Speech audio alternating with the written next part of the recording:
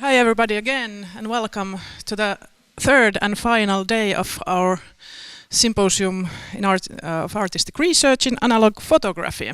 And again we are here at the Finnish Museum of Photography, and having had 2 days in a row already hearing this super interesting presentation about the different analog practices and their possibilities. So we are starting again today with a couple of extremely interesting presentations. First one coming from Grace Gelder from Sheffield Hallam University with a title New Timelines, Analog Photography as a Temporal Inquiry. So thank you for joining us, Grace, and welcome.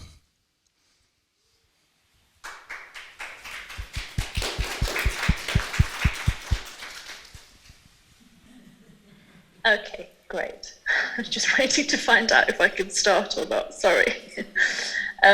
So, good morning everybody. I hope that this is clear and working well on the screen. This morning I'm going to talk a little bit about some of my previous practical work and also how that connects to the PhD research that I'm doing with intensive care nurses.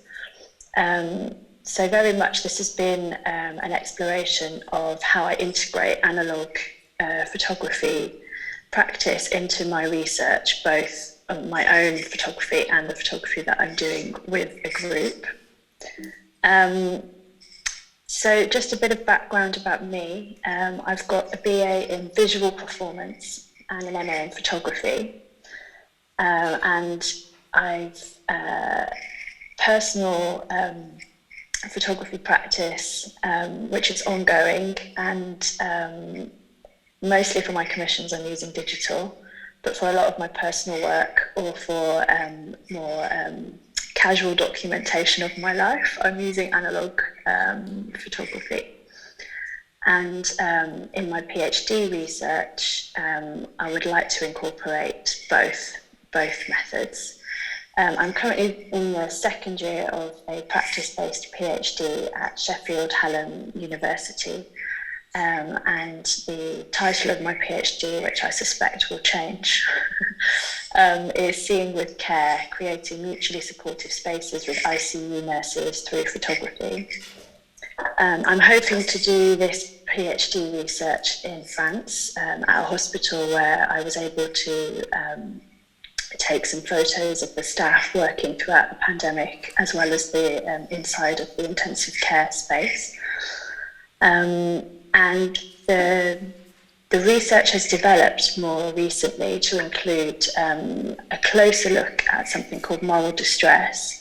I've chosen not to go into that too much in this presentation because we don't have the time, but I'm exploring whether photography can offer a visual reflective practice which can explore intensive care nurses' experience of moral distress. Moral distress is when a intensive care, when somebody, in this case an intensive care nurse, experiences a moral event as part of their work. And if this later leads to psychological distress, then this is called moral distress. I'm very happy to answer questions about that later on.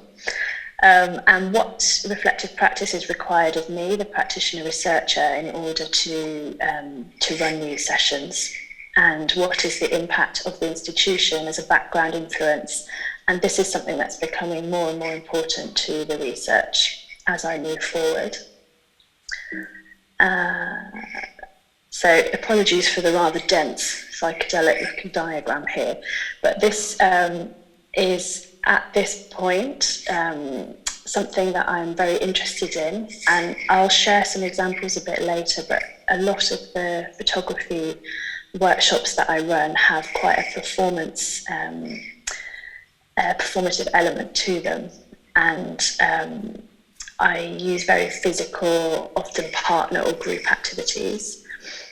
So I'm very interested in how national policy will influence hospitals, but more importantly, how that institution, the healthcare institution, the hospital, and the codes of conduct that exist in this institution affect the bodies of the staff that work there, and how this might be translated through group photography sessions.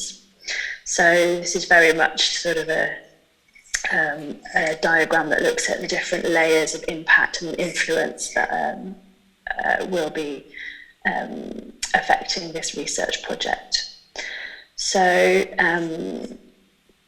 the sharing of images at this point, I'm uncertain whether or not that's something that a main objective is to share that back with the institution and to create that loop, but I'm very interested in the group photography sessions, looking at the images and then reflecting on the images. And so I'll talk about how using analog methods will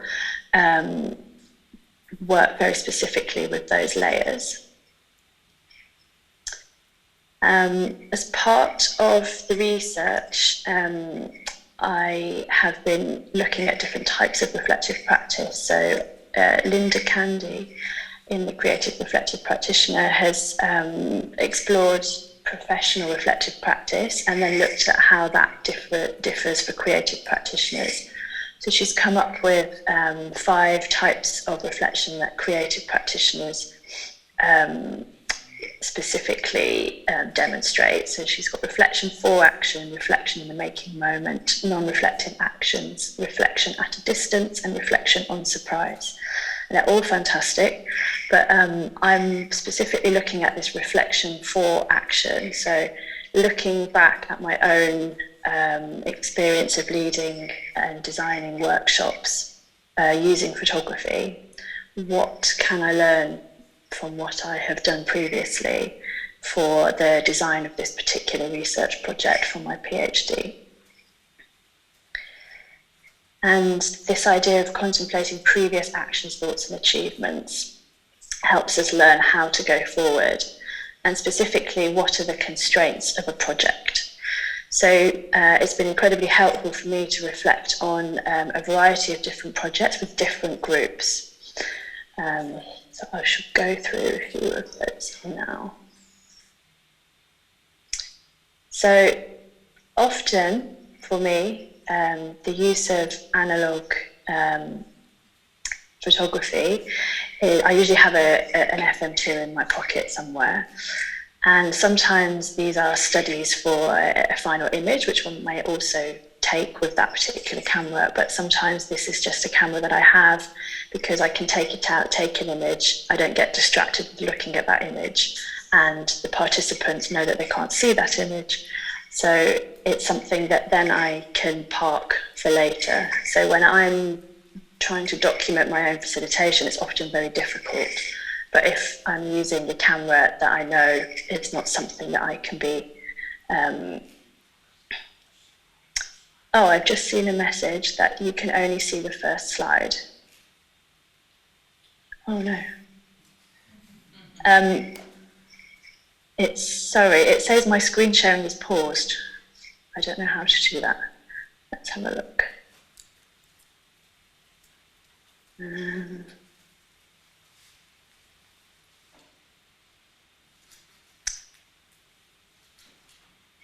Okay, sorry, it's not letting me resume the share.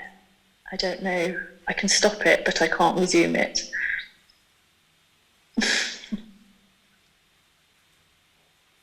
Okay, great. So now if I think you've only seen the first slide, let me go back.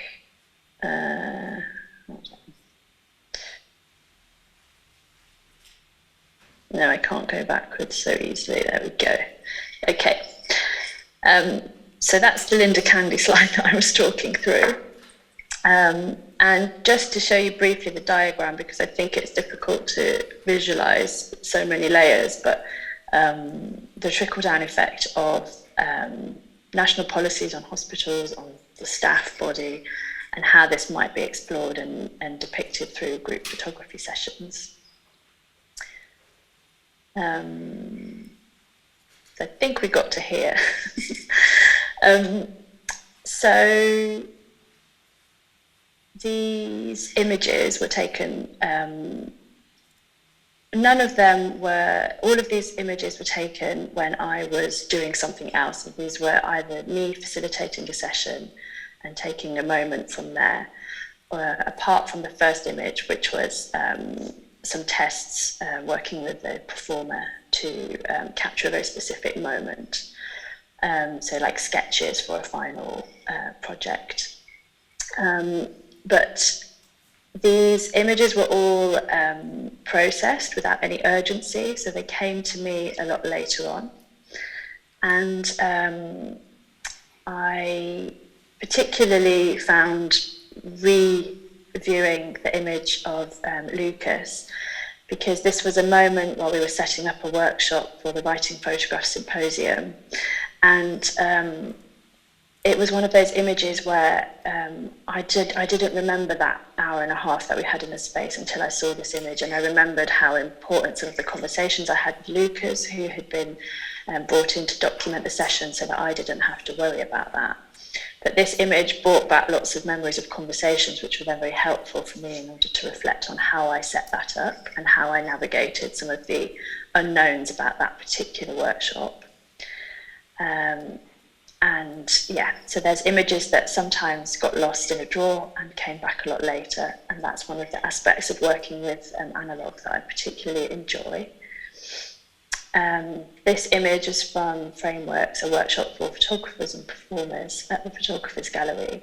And again, this workshop was mostly for people who had an interest in photography but were from a performance background, or who had no experience of performance and were very into photography. So we had a real mix of cameras in the space, including a lot of smartphones. So there was a lot of instant viewing and instant reflection happening within that session. So it was very nice to share this with a participant at a later point, and also gave me an opportunity to pause my facilitation, observe what's happening, capture a few moments, and then go back to the facilitation without too much distraction. And then this was a project that I did during a residency at the Mediterranean Centre of Photography, and this was a long time ago. I look quite different now. And this was using an old Lubitel camera that I met this family just walking along, and they ended up becoming French teachers, and in exchange I taught them photography and processed some of the images while I was on the residency. This was, again, a really interesting project because it was actually the smallest children who were the most interested in the camera, and I actually left it with them. And I know that they managed to take one roll of film, but that was all. And again, this brings me to the kind of imperfections. And one of the really interesting observations about this particular workshop was the discrepancy between what you're actually viewing, because it's a TLR, and there's a slight difference in what you're viewing and what you're capturing. And this was quite interesting to them. And this is something that I've been reflecting on as well, about the imperfections within the levels of accuracy that exist when working with a TLR in particular. So why would I include analogue methods in this particular research project? For me, there's a lot of exploration occurring around this idea of institutional imprints, and working with analogue and film photography gives an opportunity to develop an embodied understanding of imprint within the discipline of photography. There is also a lovely cyclical process that, for me, brings a lot of joy. Loading, winding, posting, waiting, viewing, on retransfer usually, and then touching the film afterwards. And sometimes, and I don't want to generalise here, there's a slower making process. So obviously, if I'm photographing something with a 35mm, it might not be that different to how I photograph with my DSLR, for example. But often, if the camera is slightly more complicated or takes more time to load or set up, then it can be slower. And the space between making and viewing, this is a very important detail for me with my research, particularly with the parallels with moral distress, the difference between the time and the space between the event and the potential distress that this can create. And there's usually no instant reflection possible. Again, I don't want to generalise because it's possible that you could work with Polaroids, for example. Often this is a very new process for participants, and if it's not a new process for one participant, I could introduce a different type of camera that might create a new opportunity to learn photography in a different way. And there's a consistent legacy. These films, as long as they're stored correctly, will last a long time, and the uncertainty of digital files remains an issue. And for me, as I've mentioned, the visual research journal to capture as I'm working, I find this less distracting and very interesting to view later on. And in general, the joy and pleasure of taking images, not knowing what they're like, waiting for them. I particularly love this process, and I hope that is something that the participants in my research enjoy as well.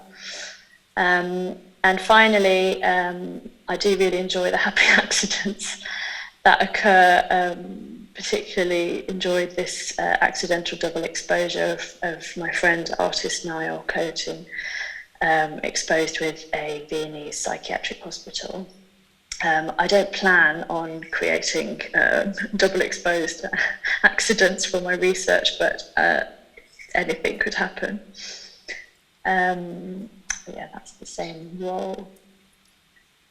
And so, yes, I think I may have gone slightly over, apologies, but thank you very much. And I just want to say a big thank you to Try a Photo Lab, because they handle all my films very well. I've been using them for the last few years, and I highly recommend them if you need a film developing in the UK. So thank you very much. And I hope to meet you all in person at some point. Thank you. Thank you, Grace. Yes, I will wait for the questions. So, any questions or comments for Grace about this this project and research? I could ask something. I was interested in knowing how the people reacted actually on the photos who were part of this research project when they saw them. What kind of reactions came?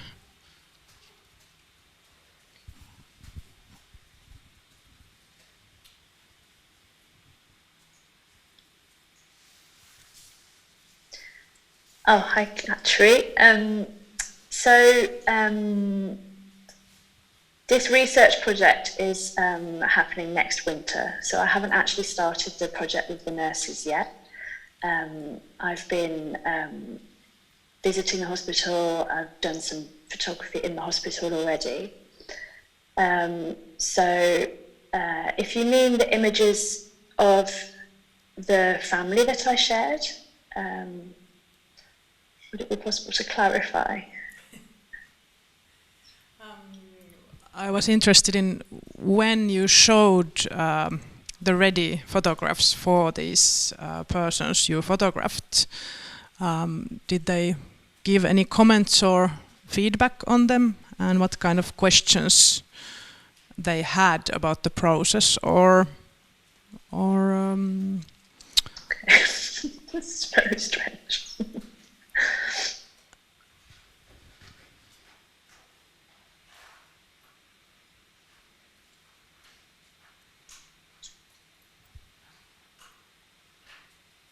Could you clarify which photographs you mean? For instance, the family which Grace had photographed. The ready photographs, meaning the photographs that I've shown in the presentation. Yes, okay, thank you.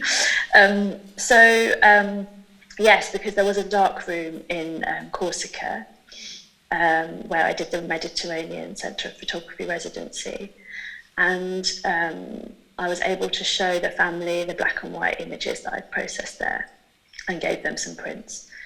and they were quite, they just found it really amazing that this strange box had created these images. And also, the smallest ones wanted to know why they were a bit blurry, why they hadn't come out so sharp.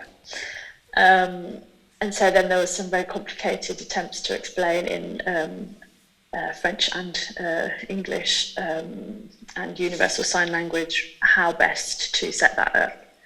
So in general, it was kind of in that space between analog becoming popular again and smartphones being really prolific. So it was quite an interesting gap. It's about 2009. So photography wasn't quite everywhere to a high standard, and certainly not for all people. So yeah.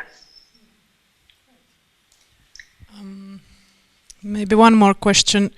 Would Grace want to elaborate a little bit how in her upcoming project this psychological distress she was talking about, how it may be kind of handled through this analog photography process? Or what kind of outcomes she is expecting to have, or does she have a hypothesis for this project? Like what would happen when the nurses see the images, the group images of themselves?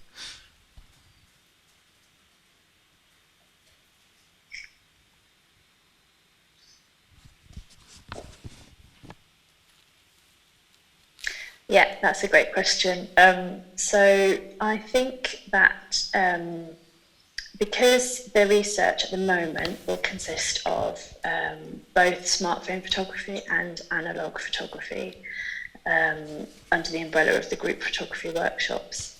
And I feel like it will offer an interesting way of navigating the specific ways that more distress is defined. So there's an event, and then there's the almost reflection on the event which can cause the distress. And the images that we're going to create, at the moment I'm thinking to design the activities around the terminology that's used to describe moral events. They're very physical words, such as constraint, tension, and I want to use analog because I think that there is something about the space that this medium creates between taking the image and potentially taking a while to set these images up, or at least become familiar with the camera, and knowing that there is going to be a space before we see these images again. And I'm quite used to creating a workshop space where people are quite, there's usually quite a lot of fun in the workshops, especially when there's like some physical activities or people are using their bodies in different ways.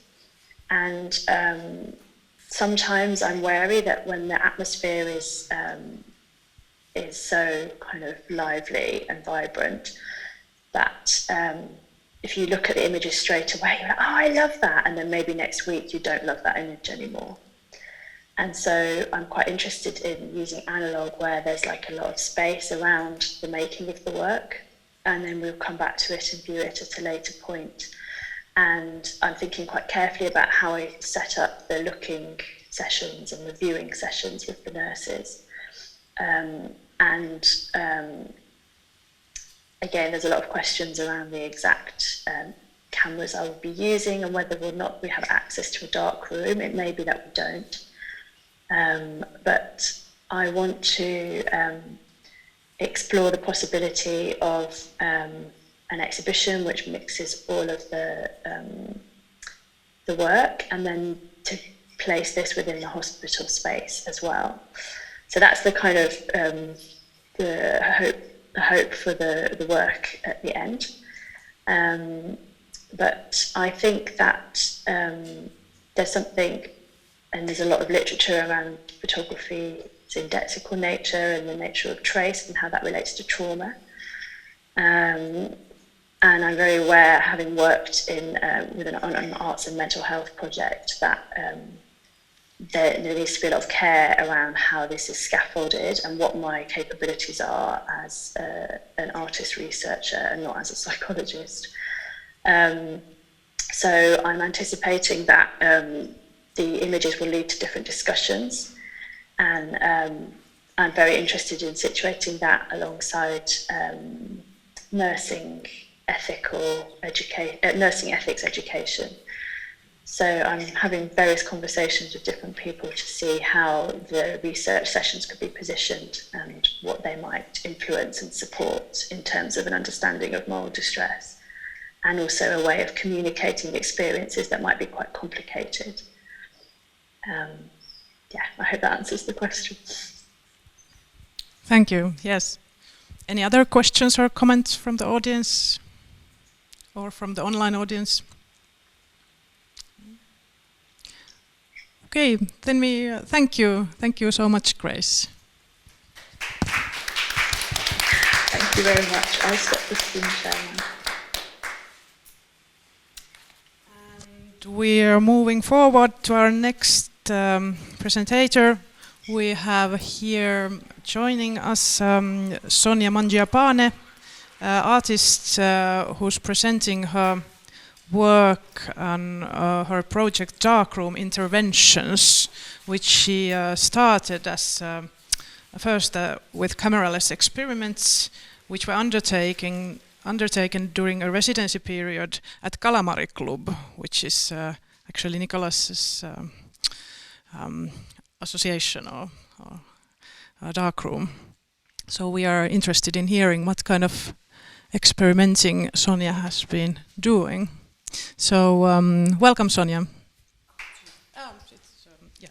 Se tulee zoomin.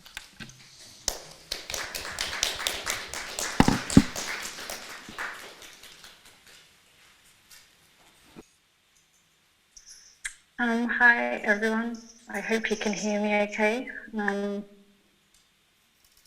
I can't really see you, so let's just hope it's working fine. So hello, thank you for tuning in for this presentation today, either in real life in Helsinki on this Sunday morning or wherever else you might be tuning in from online. Okay, sorry, just catching up on the chat. Sorry, I'll start again. So yeah, a big thank you to the organisers for inviting me and for all your hard work in putting this symposium together.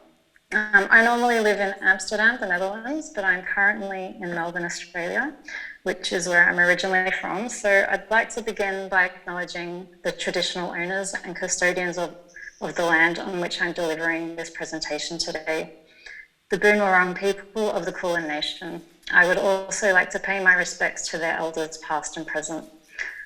For those of you unfamiliar with the acknowledgement I just gave, I'd like to just give a bit of background.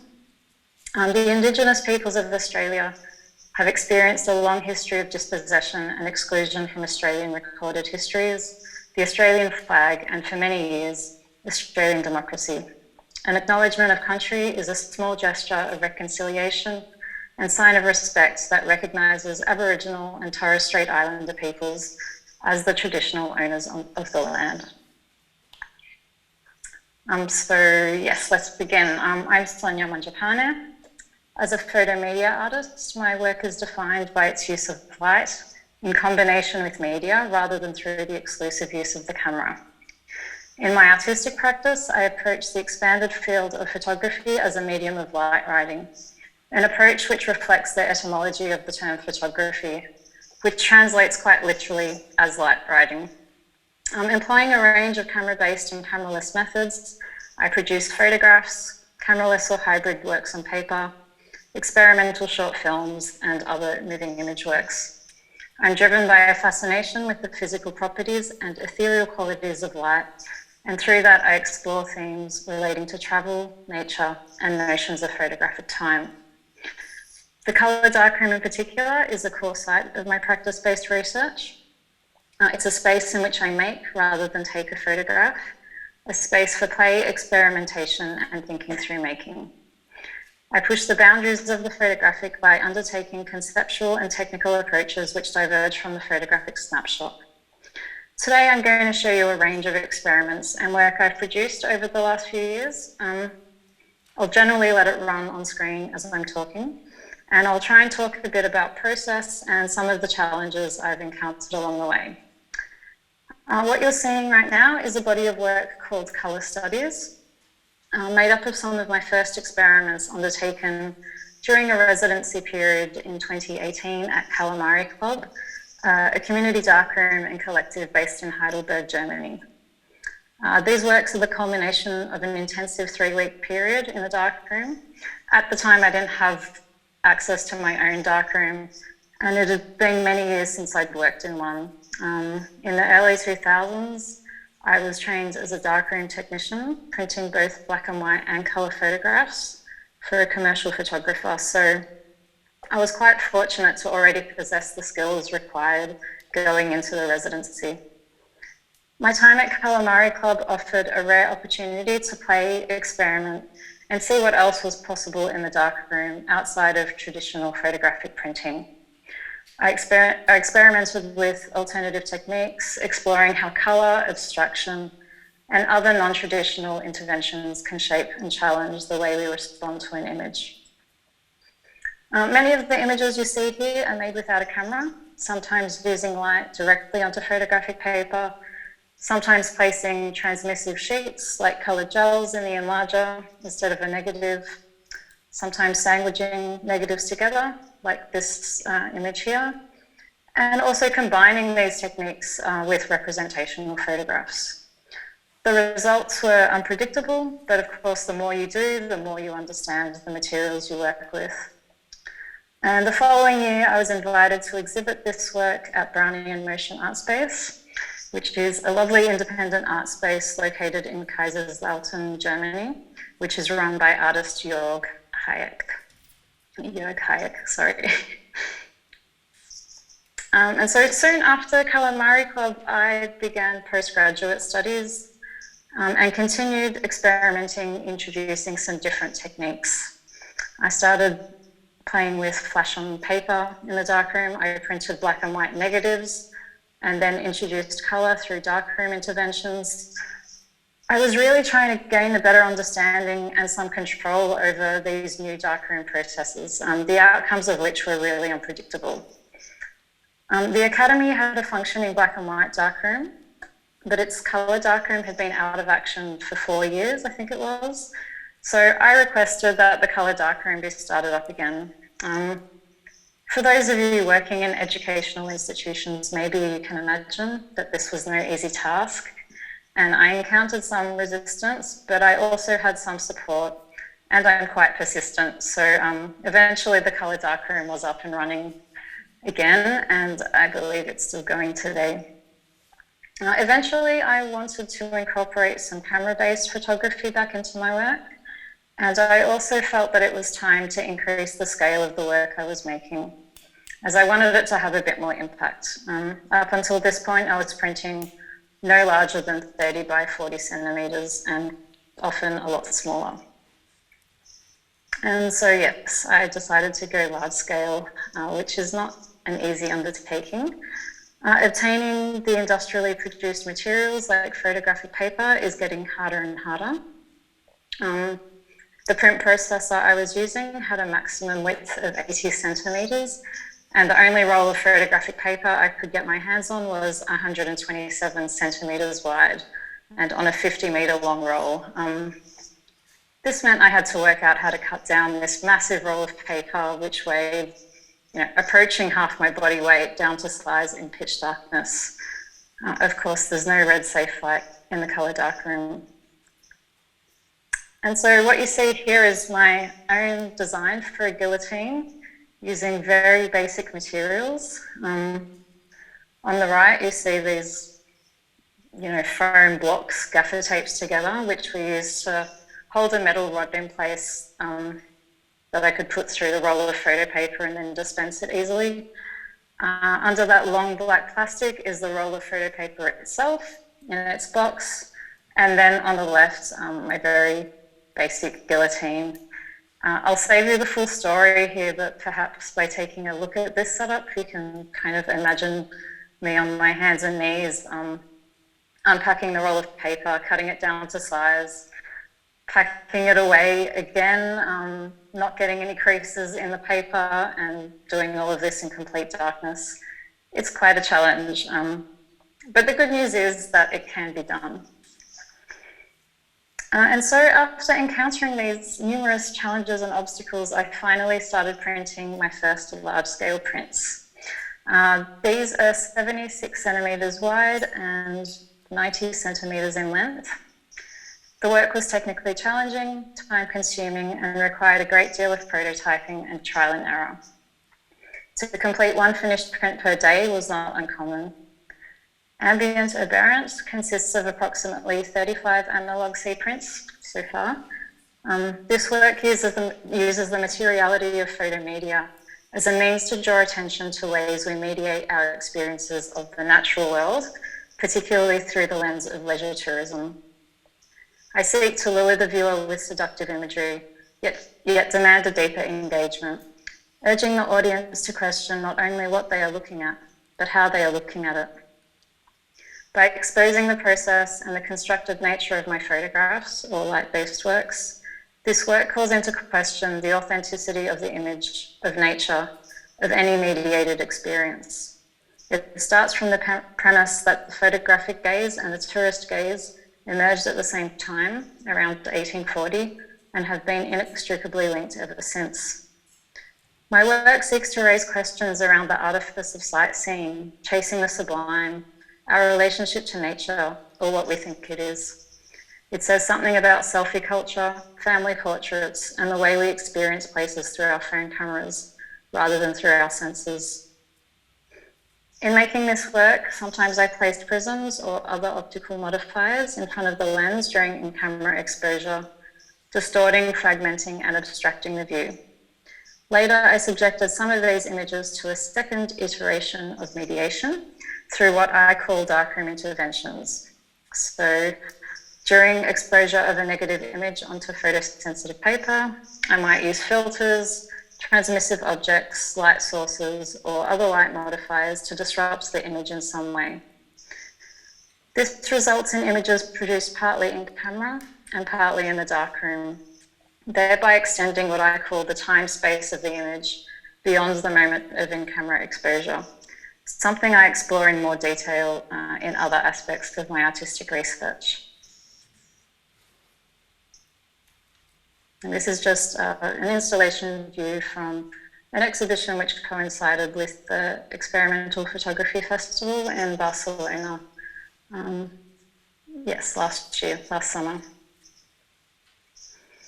And so just to give you a bit of a peek behind the process, here we have some before and after images. The top two images are digital scans of the negatives, honouring, what you'd call the integrity of the image.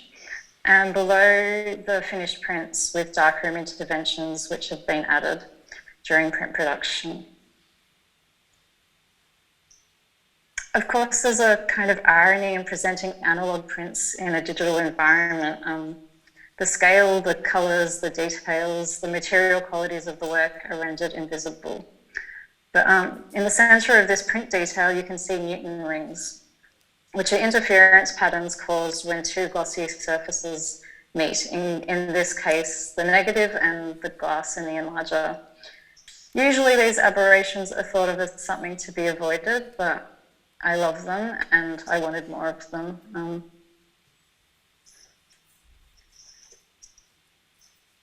And now I'll shift gear a little bit. I'm going to talk a little bit about a new direction I'm interested in taking.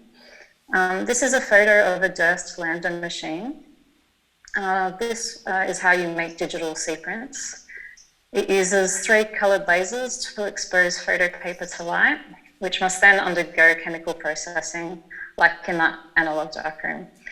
You can't get in there, you can't really hack these machines. They're inaccessible in terms of cost and inaccessible in terms of the ability to customize their program. I'm at a stage in my practice where I want to produce darkroom prints, which incorporate digital images and programmable generative processes, while still retaining the ability to integrate analog gestures and interventions. I know that a digital enlarger does exist, but I don't have a spare £15,000 available to buy one of them. And so lately, I've been asking myself, how can I transfer a high-quality digital image onto photographic paper using light, not ink, without relying on black box technologies? I've begun this process with Panomania, a project I produced just a few months ago, which marks the beginning of this new trajectory. So instead of using a film negative, I placed my mobile phone in the enlarger. So this is a photo of my customized neg carrier, which features a laser cut phone holder and where it goes into the enlarger. I know that printing from your phone screen is nothing particularly new. There are a number of artists working this way, but printing in color introduces some new challenges. The blue light of the screen and the color biases of photographic paper make it really hard to get any color besides red and black. These prints also required long exposure times of around 8 minutes. Panomania consists of 3 large suspended C prints, which depict a pixelated red and blue abstract composition. However, when viewed through a colored filter, a sublime alpine panoramic landscape is revealed. Panomania explores how filters frame and distort our experience of reality and nature, in the same way that photography and other contemporary technologies do. Printed in an analog color darkroom from a mobile phone screen, this triptych speaks in the language of phone snapshots and Instagram filters. And here is a close-up detail of one of the prints where you can see the individual pixels from the phone screen. I hope you can anyway. And a walkthrough to demonstrate how it works within an exhibition space. You'll have to excuse my dodgy camera work though. And my reflection.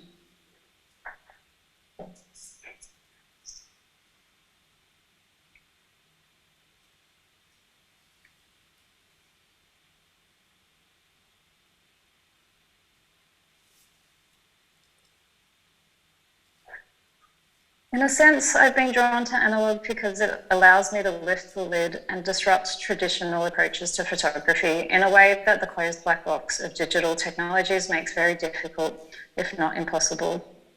I don't consider myself a purist or an analog fetishist. While I certainly love the material qualities and the slow time of analog, I work with analog processes because they're accessible, mechanical, and easy to hack. Whereas digital photo media technologies are opaque, hidden behind an impenetrable black box. But I want to break open that black box, and I'm asking myself, how can digital and analog processes come together to create new hybrid forms in contemporary photo media? In my own practice, I would like to do away with the digital analog binary, which still dominates a lot of discourse in photography, and I think particularly in the analog community. I think there is a lot of untapped potential in the darkroom and much, much more to be discovered if we break down these divisions. And on that note, that's all from me today. Thank you very much for looking and listening.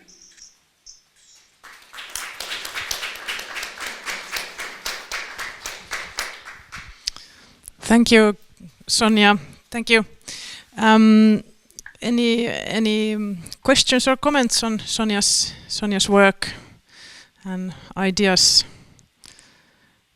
and experimentations? Quite large prints. Nicholas, you have some. Thank you, Sonia, for sharing this amazing and broad body of work. I have a question regarding your use of the original as to the altered image. Like in that one slide, you showed us the original and then you showed us what you were doing with it and how it came out to be. Do you see them as equals, or would you use both of them in different contexts, or is it that one is just the raw material that you wouldn't show like in an exhibition setting, and the print is the final work, or do you have different use cases for both images? Sorry for the long question.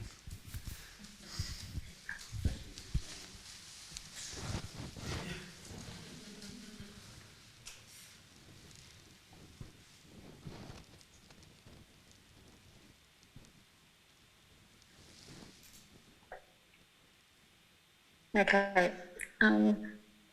Nicholas, I'm sure that's the Nicholas I know. Hello. Okay, so I have a question regarding your use of original and the altered image. Do you see them as equals? Is one just raw material and wouldn't show it in an exhibition? How is the relationship with these? Yeah, I think sometimes I'm quite torn. I love both. I think sometimes I'm a bit sad to think that I can never show the original unaltered image. I am quite attached to them as well. So I guess I do see them as equals. I do always try to take a photo, you know, really paying attention to composition. So I sometimes feel what I'm doing in the darkroom by altering them, like I don't necessarily need what I consider to be a good composition because I can change it so drastically in the darkroom. So yeah, I guess I do see them as equals. I don't know if that really answers the question, but yeah, I definitely have a strong attachment to the work I make in the darkroom as well as the work while I guess I'm out in the field with my camera.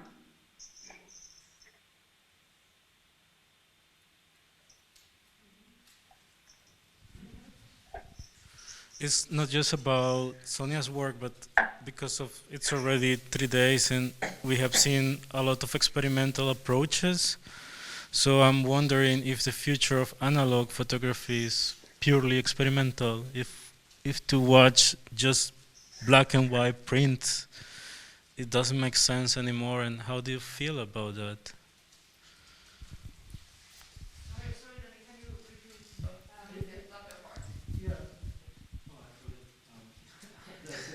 Because during the 2 days we have seen a lot of experimental approaches, and including her work, and I'm just wondering if the future of analog photography is purely experimental, or is there still room for just black and white or color prints, normal prints, I don't know how to call them, and what does she feel about that?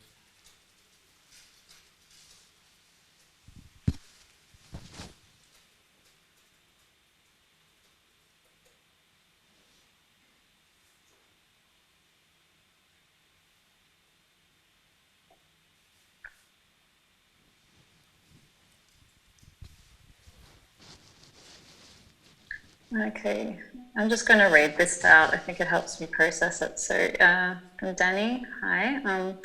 It's not a question just about your work, but we've seen experimental approaches during the symposium. I'm wondering if the future of analog photography is purely experimental, or is there room for black and white and color prints like normal prints? How do you feel about this? I don't know if I'm really an authority on this, or if anyone is. I think if people want to print analog and print so-called normal prints, then they should. I think you're connected to process in a really different way when you're printing in the darkroom, whether that is experimental or taking more traditional approaches. I guess maybe for artists such as myself, I'm really looking for, like, what can I do that's different how can we not repeat what's been done in the past? And, maybe that's almost impossible. But that's where, for me, the excitement lies. But, even when I'm in the darkroom, I will print a really straight up print just because I might want to understand a negative better, or, the potential in a negative, or I just like the process. So yeah, I guess I feel that everyone's entitled to do what works for their practice. But I think there's some exciting developments by kind of trying to push the medium a bit further.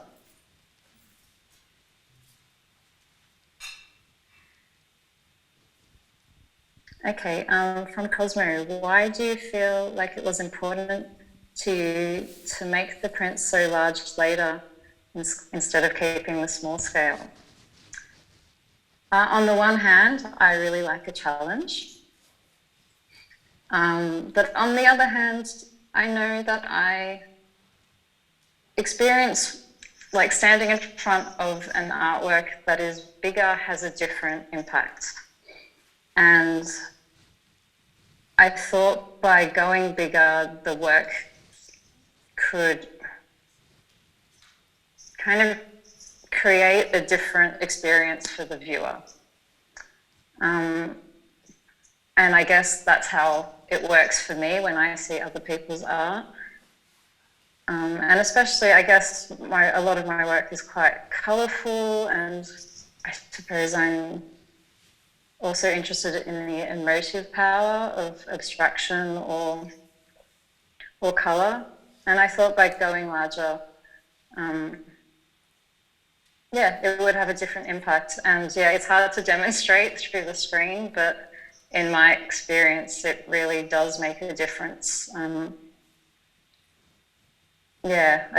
think it's really difficult to express it, because actually a lot of this work has only ever been shown online. So I guess I'm looking forward to getting a bit more feedback on that from other people as well. But for me, at least, the large scale, does make a difference. I hope that answers the question, but thank you.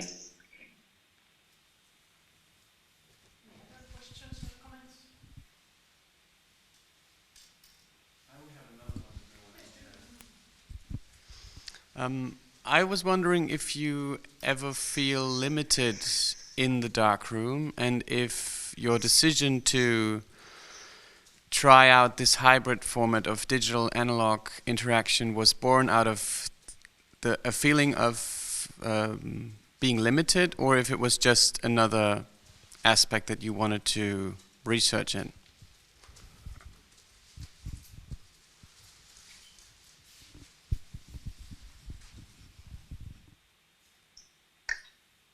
From Nicholas, I was wondering if you ever feel limited in the darkroom, and if your decision of trying this hybrid form was born out of a feeling of being limited, or was it just another aspect you wanted to research?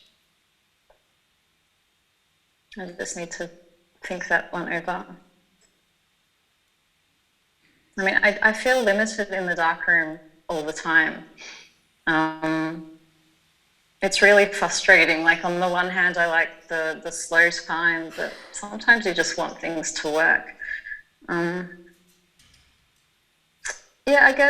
hybrid form. I think the hybrid form, I don't know if it comes out of being limited.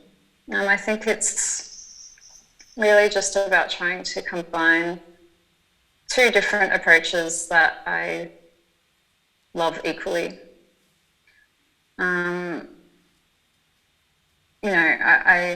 I like the unpredictability of the darkroom, and so maybe but at the same time, I also like having some control, and I think the hybrid form lets me do that. It lets me be very precise, say with printing you know, the straight image and then doing something to it that changes it completely, and I never know exactly how it's going to turn out. So yeah, I guess it's, yeah, I guess it more comes from that.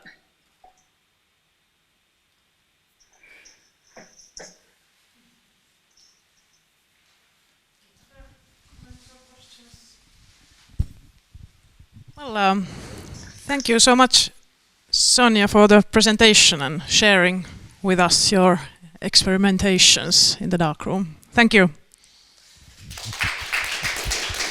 Thank you very much. I wish I could be there. Enjoy the last day. So now we are having a small break before the two last presentations for today, and after the two presentations there is the panel and wrap up, and then the lunch after that. In the program it says falsely that the lunch would start at 11:30, but more accurate would be 12:15 probably. But you know the drill, what we are making, what we are doing in the first break, of course. Most of you know already. So I'm sorry for our online audience that you can't participate here with our tradition for the third day in a row. So we take a group picture, but we will include you in. Jenna will take some screenshots, or we'll figure out somehow so if we can put together a compiled picture of us all somehow, and because this is the first time ever we have this festival, and it's really special. But you know the drill, most of you, so please let's go and step outside and take a wonderful group picture. Sari is there already and she's got the setup, so it will be like 30 seconds again.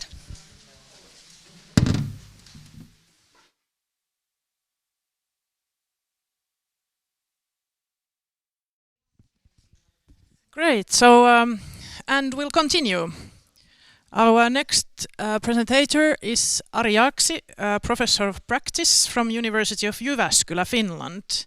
And as in the previous presentation, Sonia was talking something about digital and analog and how to combine them. Now we'll see in action what Ari has been doing. It's very interesting and I do not understand it at all yet. I hope we all will. It includes some kind of programming to create a photograph viewing system that reacts to viewers' actions and imitates the way how we browse through analog photographs, but digitally. So let's see what they have been doing there. Welcome, Ari.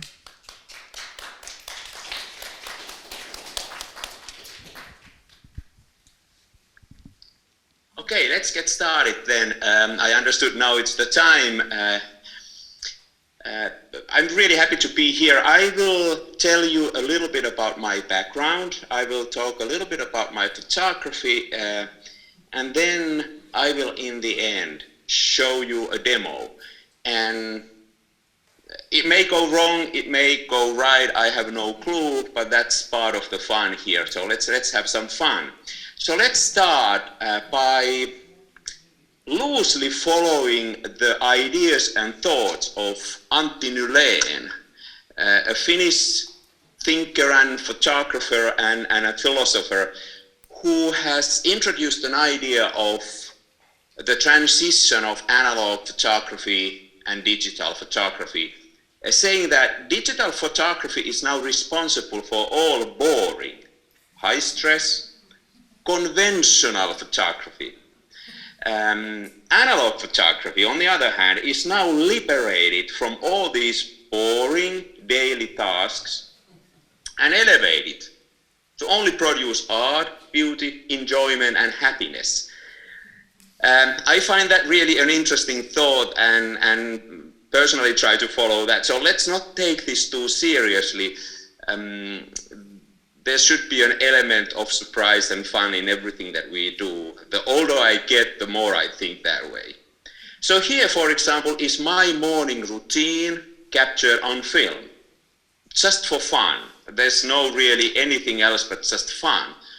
You know, one day I thought, looking at a sheet film box, that it would be a good chassis for a pinhole camera, but instead of just making one, I made 6 into one chassis, and then I opened one pinhole every morning when I was doing my morning routines and got my picture.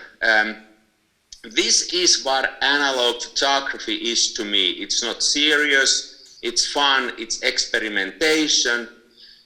And to me, above all, it's integrating photography, analog photography, into my days, into my life. And that makes it so exciting. So I'm a middle-aged old white dude, which is not a good starting point. But I'm pretty happy about where I am right now. I'm a technologist. I'm a jack of all trades, master of none. I'm a fan. This is a little bit childish, but bear with me. I'm a fan of Leonardo da Vinci. How childish is that? I'm not a fan of him because of Mona Lisa, but I'm a fan of Leonardo da Vinci because of the helicopter that he designed. It was several hundred years too early. It never flew, and it's not functional. I love everything that is too early or too late, is not functional. I love errors. I like things that go wrong. Those are so much more enjoyable than things that go right. You know, I got PhD in software engineering. I'm a licensed elementary school teacher. I have 2 professorships. I have a few board seats. I'm an investor, mostly software companies. I'm all over the place. I've written millions of lines of computer code. I've run teams of thousands of software developers, been executive in some of the world's major technology companies, lived in the US for over 10 years, but I'm a newcomer here. This is a new world to me. I purchased a film camera, a Rolleicord, not very much different from my current favorite, my Rolleiflex. In 2017, by accident. Wasn't planned, just by accident, and was immediately hooked. I built my own darkroom. I wanted to work with the entire process. Now with my work, my very modest work with film, I've so far held a few solo exhibitions. I won a few international photography competitions, and my work has been even published in some glossy paper magazines and books. So I kind of take it seriously, but not. I still try to follow Leonardo da Vinci's helicopter. I want to do things that don't really make any sense. But before we go there, I've been with digital photography since the 90s. I claim much earlier than most of us. I ran the internet and tools development for Nokia's first internet and camera phones. Since then, I've almost always had an imaging and camera team under me in my daily work, at Palm, at Hewlett-Packard, at Intel, and so forth. By the way, an interesting thing is that back in the mid-2000s, and this is now relevant to the darkroom discussion we are having today. Back in the 2000s, when we were developing the first serious camera phones that actually could produce something usable, one of our biggest problems was that how would people print their pictures? How would people print the pictures from the camera phones?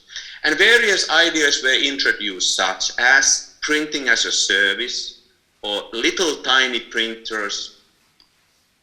None of us could imagine social media, Instagrams and whatnot. That kind of shows how unpredictable future is and technology is. We were looking for a solution, printing from a phone, to a wrong problem. That problem doesn't exist anymore, but it's not solved by printing, it's solved by something else, mostly social media. So to me, digital photography is old. It is old-fashioned. It is what used to be. To me, film photography, printing in the darkroom, that's all brand new. That's exciting. That's modern. That's hip.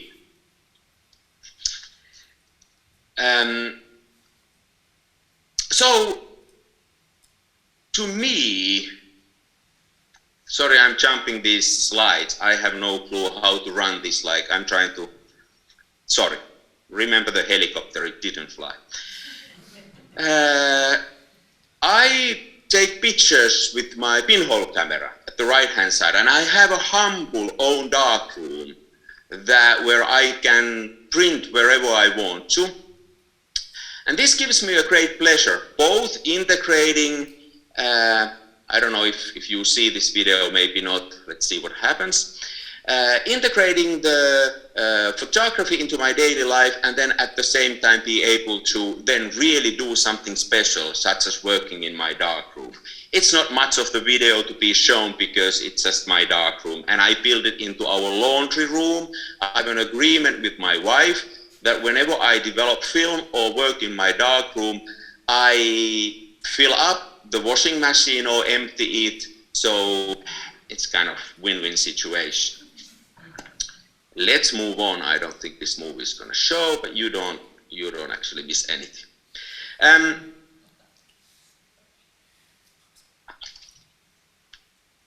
So maybe because of this, I'm not even comparing digital and film. I mean, nothing old ever dies. It just changes. New things come. Old things typically get less serious, more joyful. Painting didn't stop when photography was invented. Live concerts didn't stop when a phonograph was invented. And reading didn't stop when movies were introduced. They are all means of human creativity, tools, not outcome. And to me, the outcome of photography, literature, music, all of that is a human emotion. It's not the artifact that we create.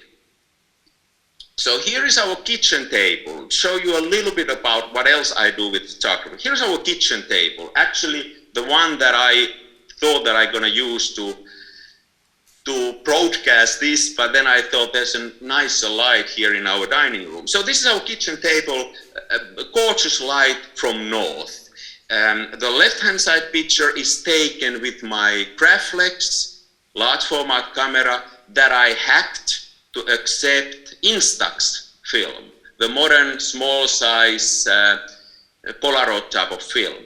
It's a lot of fun to take your Graflex that takes Instax pictures. You know, on the other hand, at the right-hand side, the very same table, actually, I believe the very same coffee mug, the picture was taken with the same Graflex, but now directly on a photographic paper, and then contact printed in the bright daylight for about 2 seconds to get from the negative, the positive image. So it has gone through 2 photo papers, and that's why the feeling is like so gorgeous, so soft, so much takes me back in time. So I do these kind of things just because it's fun and just because, you know, it just opened me a new thing. This is brand new to me. Digital, all the serious work is old. So, as I said, I'm not interested in comparing analog and digital, but neither are you. I've listened to your presentations. Nobody's really interested in that. I just thought that it sometimes pops up, and I think it's not really, makes no sense. To me, both of them have their places. They can easily coexist. To me, the analog, though, is the way to artistically express myself.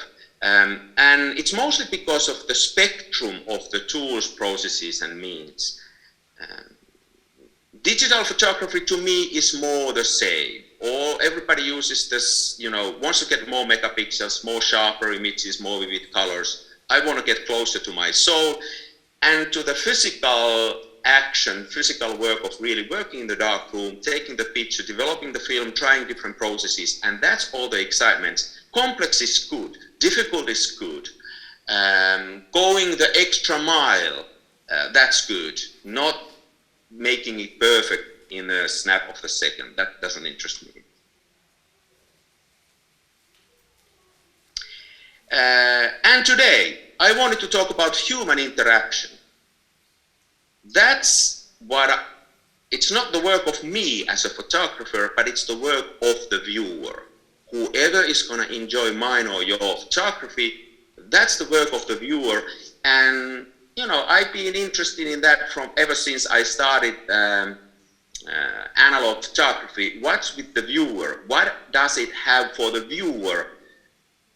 For me as a photographer, as I explained it, it gives me a great deal of pleasure, but what's there for the viewer? Now, this is a picture from the exhibition that is right now going on in Kurikka in the middle of Finland, where I have a bunch of pictures on the wall. I made a series of boat pictures. I own an old wooden boat from the early 60s with an outboard engine, and I've been fascinated by speed on the lake and with an old slow photography. So I've taken a series of pinhole pictures on my boat in a moving boat. So for example, here I probably go 15 knots, and then I took a picture probably about half a minute exposure time. It's fascinating, you know, it takes an interesting view to the speed. So now, if you go to an exhibition or gallery, you take your time. You stand in front of the picture and you look at it. I mean, you look at it, you get into the picture, you let the picture talk to you, you let it affect you. You may get a glimpse of the photographer's thoughts, actually. You lose the track of time. The picture touches you emotionally, it creates a human emotion. That's in the best case if you stand in front of a picture in an exhibition. I bet all of you have experienced that. By the way, too few of the outsiders of this community have ever done that, but we all know what I'm talking about. So what's then with the digital consumption of photography? You go through your Instagram feed, it's flip, flip, flip, like, gotta go. We got more pictures than ever, and they mean less to us than ever. Nobody stops. It's really quantity over quality, and I personally don't like that. We have too many pictures, far too many pictures. It's far too easy to take the picture, distribute it, and it's far too easy to look at the picture. So this is the interest that I have here, an intersection of digital and printed picture. Can we bring some of the experience of a printed analog picture into the digital domain? Because there's no putting any kind of fight between digital and analog. I think they should coexist. But what has digital photography, and especially digital distribution of photography, learned from analog? Let's switch it the other way around. What can we teach to the digital workflow, digital community, if you will? Art over utility. Can I make a viewer to stop and spend time with my photographs? I can with an analog print in an exhibition, but how about the digital presentation? You know, this is what I wanted to try. So I wanted to start experimenting myself. As I told you earlier, I'm a technologist, I'm a software, I'm a software guy. So this is basically what I did. I programmed a software that basically have the following functions. It can show a picture, it can analyze the picture, read the metadata, analyze it. There's a lot of artificial intelligence now available that can extract data from the picture. It can sense people watching the picture. It can sense somebody viewing the picture, his or her movements, his or her voice, even what he says. My software is written in Python programming language, very suitable for this kind of a project. One of the most used programming languages nowadays. A new one to me. So once again, to me it was an experiment to program this in Python. What a cool situation, I mean, like I can experiment with the new programming language and with analog photography. Extremely cool intersection. So this runs now on a little handheld 60 euro, or not even handheld, this is like really a geeky thing, Raspberry Pi computer, and it runs on the wall with the picture frame. I'm now going to demonstrate it on my Mac because I couldn't make that demonstration work for this purpose here. This, by the way, costs about 60 euros, so these are dirt cheap. So I've been playing now with the software, and here are my experiences, and then I show you a demo. I built a system that obeyed my commands and showed me the picture, and here are some of the very preliminary experiences, just myself. Taking the picture from your phone and putting it on the wall. Even if that's in the digital domain, that's already a huge improvement. Taking it out from the tiny screen, making it bigger. Then talking to the picture using Siri type of commands, such as show me a landscape picture or find me a picture of my dad. I didn't like that at all. I had it running on my wall for some time, but talking to a picture sounds silly. It also drives me to flip through the pictures. I'm always like, want to see the next, show me the next, show me the next, show me the next. So it teaches me as a viewer back to this Instagram habit, flip, flip, flip, flip. And remember, my original goal was, can I implement a system where a user would spend more time with the digital image? So I didn't like talking to the picture, I took that away. Then I experimented with the possibility to make the picture follow me as a viewer. So if I would move around in front of the picture would follow me. That also felt so silly. I want my viewer to get deeper into my picture. I don't want a puppy that follows me on the screen. Like, I didn't do that. So then after these experiments, I took a break and thought about and created a silly, a bit childish theory with two claims. First, and the first claim is, pictures are currently too easily available. Moving to the next picture is too easy. So I need to find a way to stop the viewer and make herself to pay attention to one single picture. And the second one is, I need to find an environment. I need to create an environment where the viewer is entertained with one single picture, is rewarded to look at one single picture. Like, remember Pavlov's dog. I need to give a reward if the user stays with one picture. Remember, my silly theory was that one picture is better than 1,000. So how do I stop my viewer to view the picture? So this is what I did. I show you now the demo, and here is the risky part that is going to go wrong. Let me see. I hope you can see the screen. I actually hacked the system so that I can now see my own presentation on the other screen, but it comes a little bit later than what I'm talking here. There's probably like a 30-second delay, so I'm not exactly sure what you see. Let me try. Yeah, you seem to be seeing this. Excellent. So now let's run this. So here is what you are expected to see. I give you a little bit synopsis before we go and look at the demo. The system opens a picture. It's dark and blurry. You don't really see what's in the picture. So it's like a promise of something to come. It's like a distant suggestion. If I, as a viewer, stay totally still, don't move. Remember the Pavlov's dog. If I don't move, I'm totally still, the system starts to reward me, showing me more of the picture, more of the details, more of the brightness. But the minute I get distracted, I either move or I make a sound, it's all taken away. Depending on my actions, it might be taken totally away or little bit taken away, so that it becomes very easy for me as a viewer to see I'm rewarded if I stop and watch it. So this is how it works.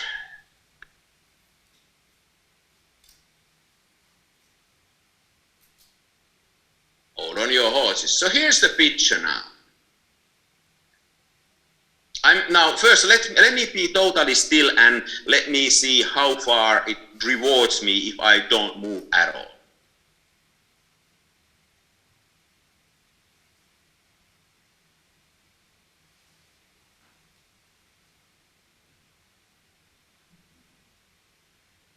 Now if I suddenly get distracted and start to talk, it's all taken away from me. If I wave my hand, it's not as serious. Let me see if I just move, I don't talk. Let's see what happens then.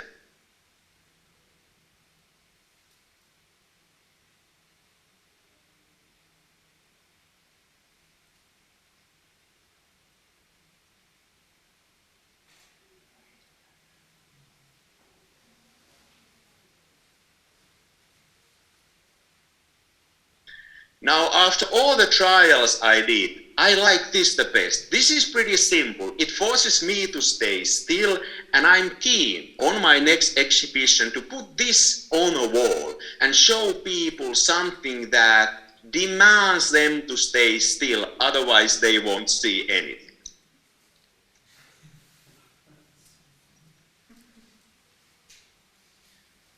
So, here we go. This is all I wanted to show you today.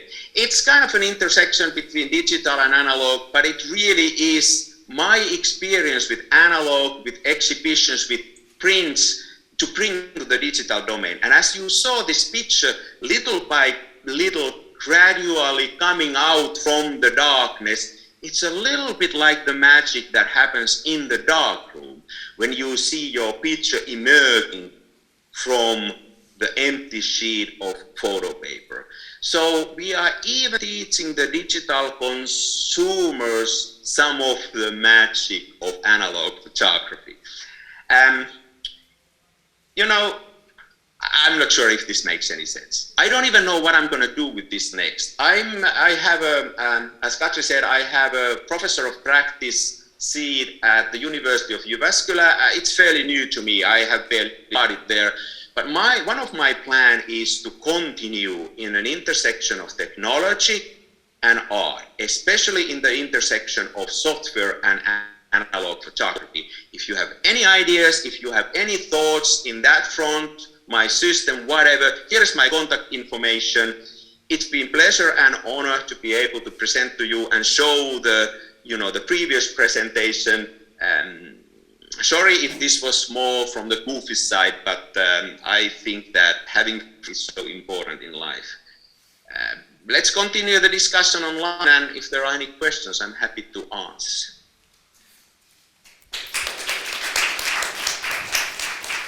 Thank you, Ari. Really interesting presentation. A wonderful combination of analog and digital. Any questions from the audience or comments for Ari and his research, combining digital and analog? Well, I have one question. Would it be possible to change the program so that it would start from white instead of black, because it would give me more the idea that there is something like the images appearing from the whiteness of the photographic paper?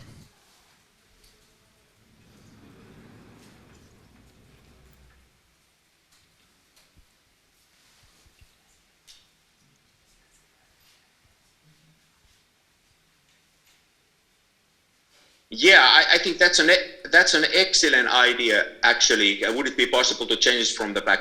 You know, there was an instance where I had it first the other way around, that it would be first like perfect picture, and then I would need to move around to keep it crisp. If I would stay still, it would just disappear little by little. So then I immediately thought it needs to be up, the other way around, the way it is right now. But starting from white, actually, that's an excellent idea, and it would probably be even better. It's very easy to change. Let me do that. It takes me literally a minute to do it. That's part of the system, by the way, is that I try to build it so that it's easy to do these trials. It's by no means intended to be any kind of final product. It's a platform for me to do these goofy trials. Thank you. Any other comments? Or yes. Hi. I thought your presentation was really interesting in terms of theoretical and technical, but contextually, like you're asking somebody to stand there for an emotion, and with your images, I'm wondering, like contextually, what are you searching for in your images? Like the one picture we kind of saw with the old man printed, like there was like real emotion, but then there's the humor with your daily practice, which I really liked that first image. But then there's like the landscapes in the boat, and I'm kind of wondering like what's the contextual or conceptual aspect of the photography, or are you mainly interested in the theory and process?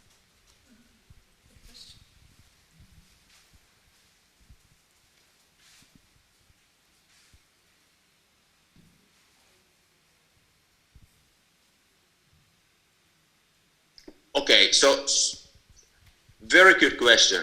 Very good question. So the pictures that I showed here are mostly for this presentation, and I'm, as a photographer, I don't feel I can be funny. I'm not that guy. Even though the picture that you are watching right now, it's something that I took it's a pinhole picture that I took handheld on a sunny day last winter. But there is what I would like to do as a photographer is really to get deeper in my process. That's where I have barely scratched. I'm not very far with that. I'm much less experienced than most of the presenters here in this symposium.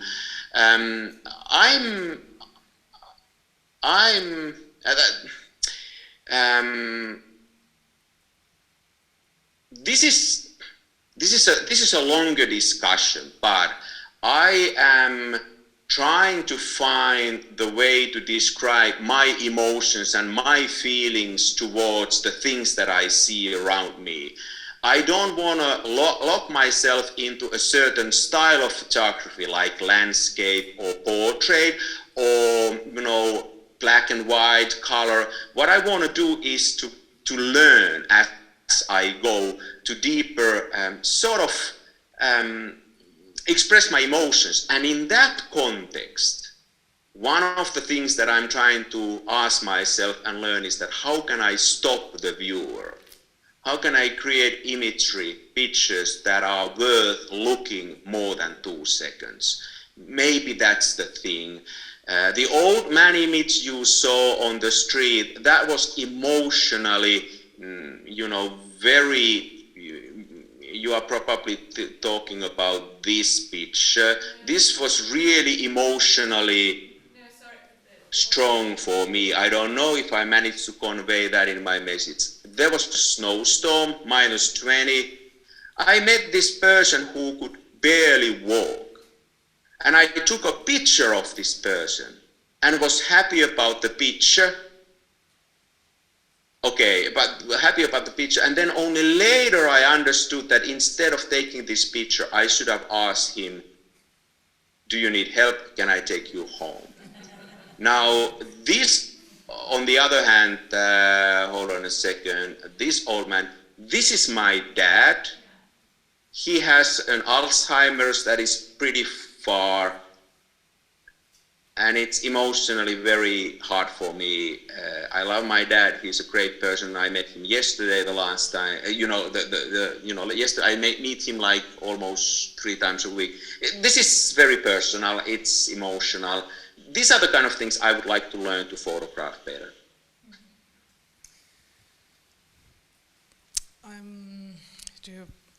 Very quick question from Laurent, because then we have to move to Jonas' presentation. I would like to know how long you are personally able to look at a picture. And I would like to, and the other part is not a question. Tom Friedman is a conceptual artist who has been staring at a piece of paper, blank paper, during 1,000 hours. and he sold the piece of paper after that.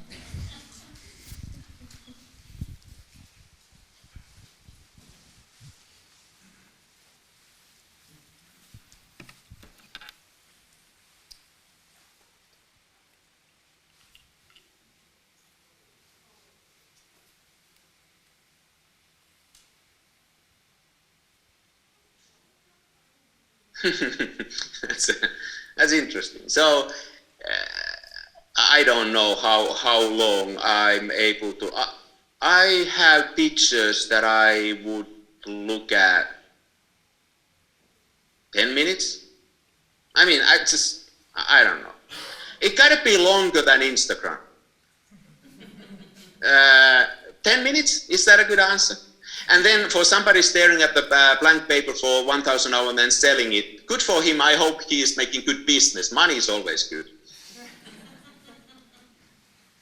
Okay, thank you so much, Ari. Thank you.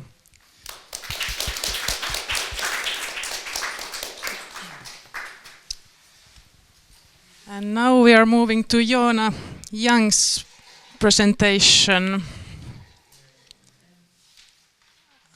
Let me see.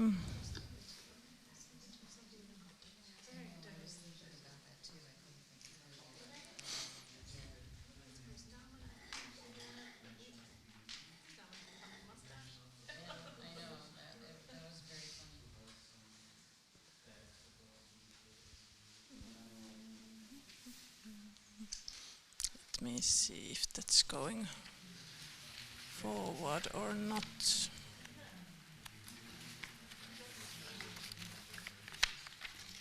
Does it look okay for you? Yes. Okay. Wonderful. So next we are hearing Joona Young's presentation. Joona is coming from Aalto University, New Media. Her presentation is about new expression of the relationship between citizens and tram infrastructure. So we are moving further in these questions about people interacting through photography and how to, well, more interesting connections and focuses. Welcome, Joona.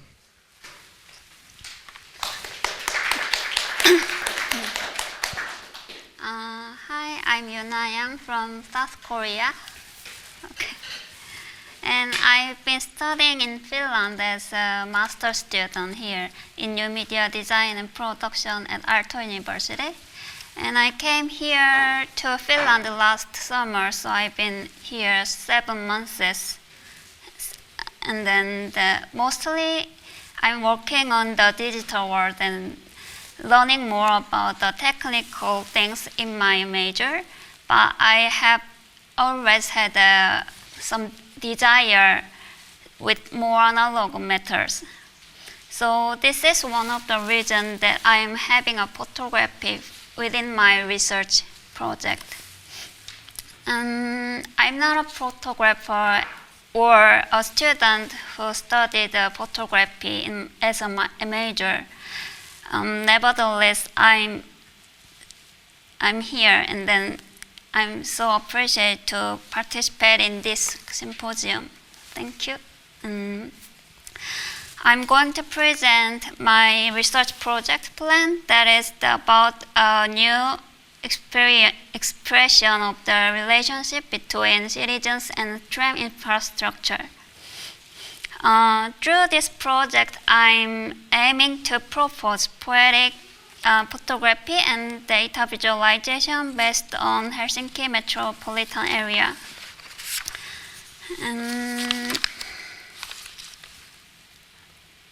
Let me start the presentation with a short video.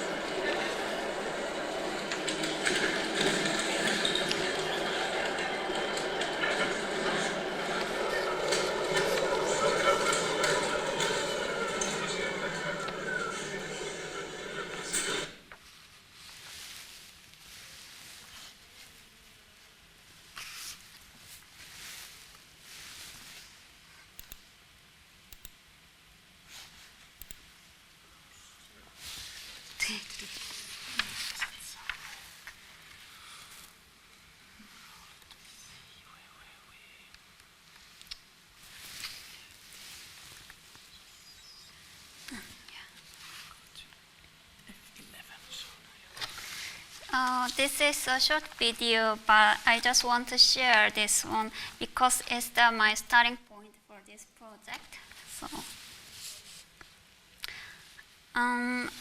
it's my abstract. And then as a foreigner from a city where there's no tram for the transportation, so I just had a curiosity about the fact that the private building is connected to the tram line structure. And I assumed that there's some story behind this fact. Thus, I started to develop this curiosity as a research topic. And again, why I chose the tram among the transportation for the research. And trams are a certain public transportation that is physically connected to human life among urban public transportation. The reason is that unlike the metros, trains, or buses, trams are directly wired to tracks and nearby buildings where trams can run on the track of trams. Due to the physical connectivity of trams, this research paper assumes that trams have a closest relation to humans rather than other public transportation. And in addition, this research project's final object is to create a data visualization work. So data visualization has some different approaches. One is to provide various perspectives on data, and the other is more like to describe the phenomenon and the fact itself more objectively. And the existing data visualization works regarding public transportation tends to follow the later objective approach. Thus, I chose the former approach for the data visualization, even planned to make the visualization as an artwork that includes the invisible narratives between humans and trams. So that this new visualization work will provide sufficient perspectives on the data.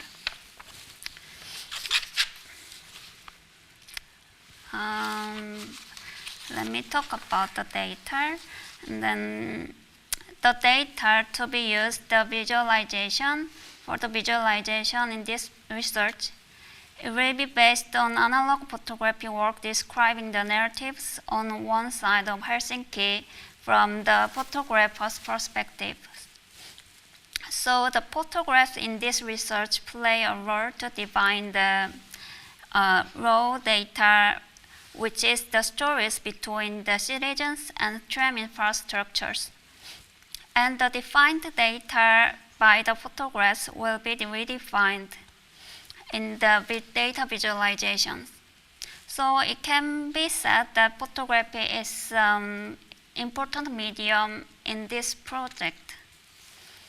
And also, the action of the shooting a photo itself has a special meaning, like a voluntary action, so that the photography work as a research process can provide a synergy for the artistic data visualization. The photographs will be captured according to the set rules as a data for the visualization.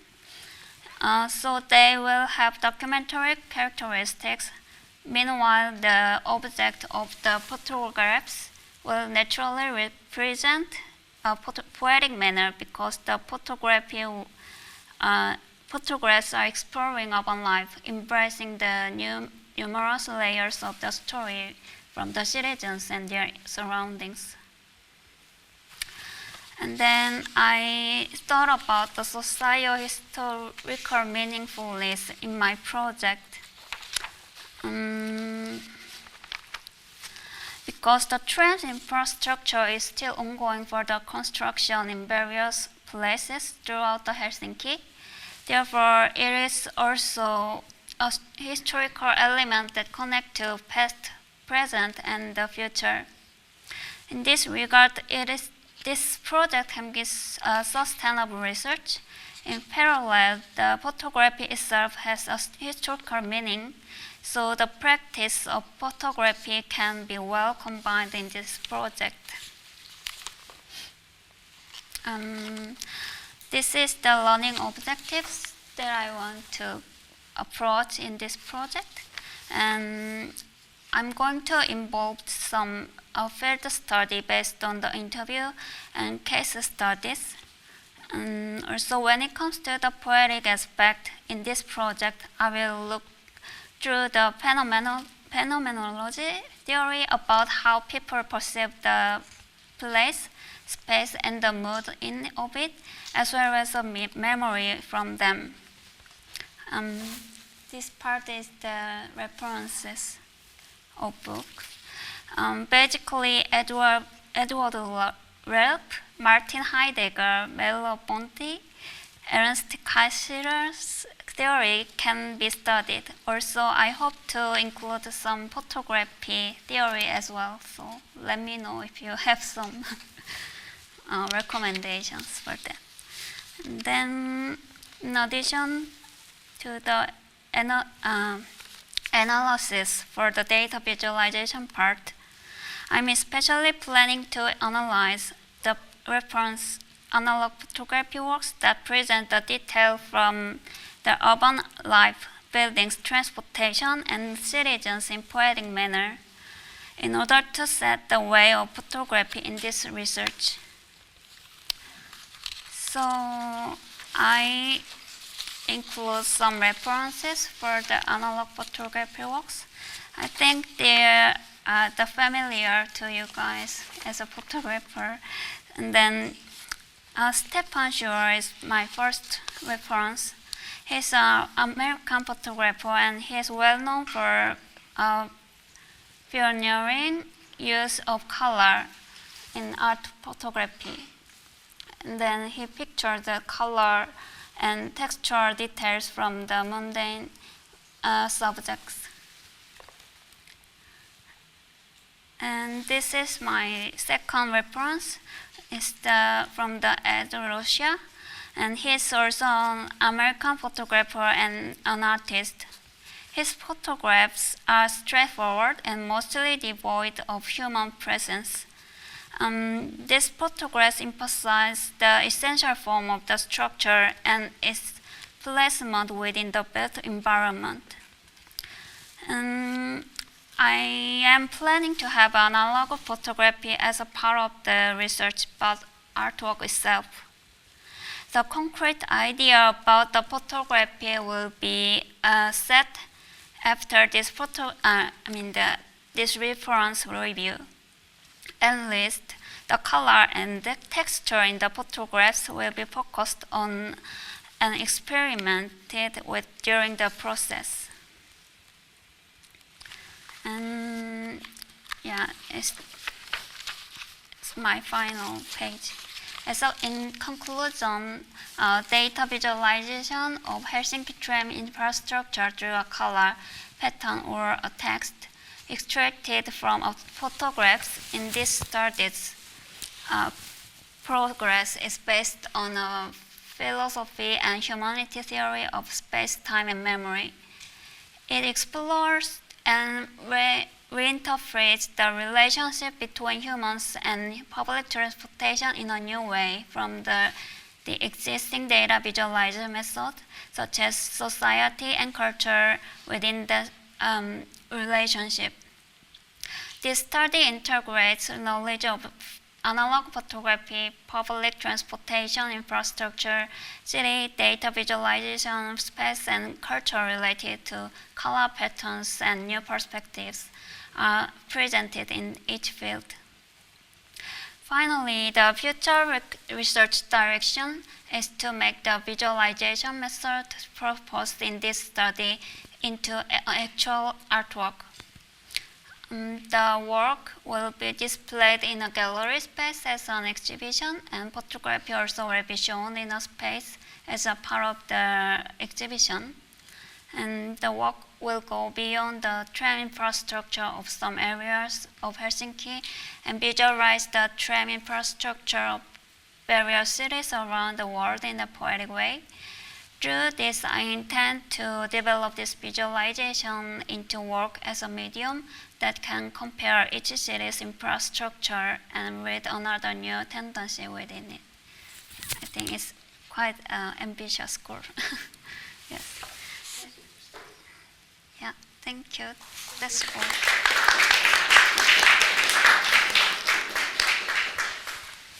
Thank you, Joona. Interesting project you have there. Any questions or comments from the audience? Yep.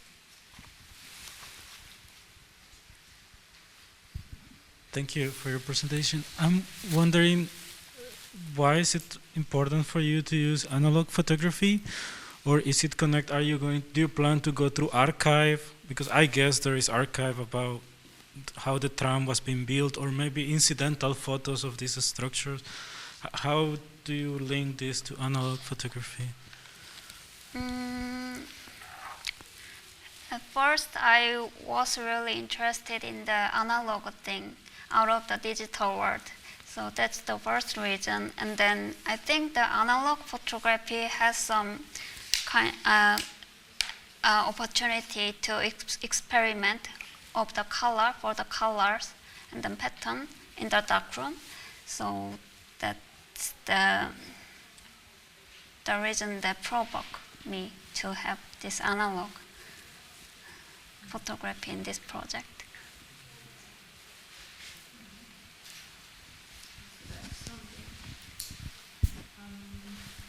Do you have in mind what kind of analog photography you would be using as part of this research project?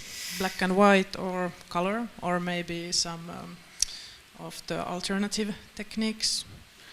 I'm thinking to have a color photography. Yeah, cause definitely I'm gonna show this as use this photography for the color and the pattern as a data. So.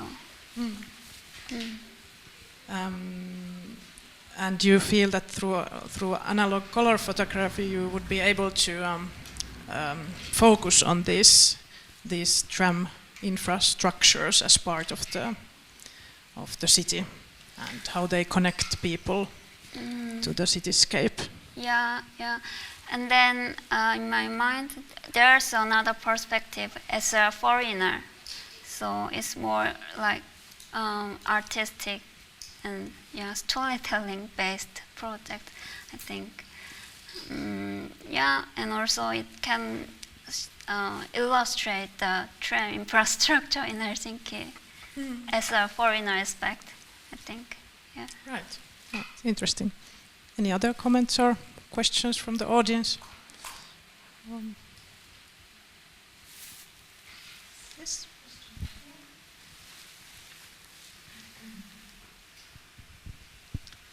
Yes, hello.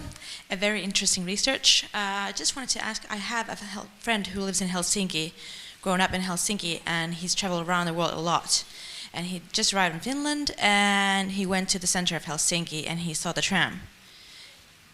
And he said, now I'm at home. It feels safe and home when he sees the tram colors. So this is something that he said, that Helsinki without the tram does not feel like Helsinki, it feels like a different city. So that is something that is significant to Helsinki and the cityscape. So just a comment. That's an interesting point, yeah. Any other comments or questions, Diana? Okay, then we maybe... we thank you, Joona. Thank you for your presentation, sharing it. So we are coming near the end of our symposium here. We are going to have a wrap-up and short panel discussion at 11:45. So you have some minutes to stretch your legs or have a little bit of fresh air. And for the panel, I would invite here to join me, Gilles and Laurent, our keynote speakers, and then I have Professor Taneli Eskola here.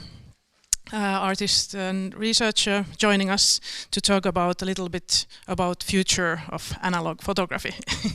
So let's meet here again at 11:45.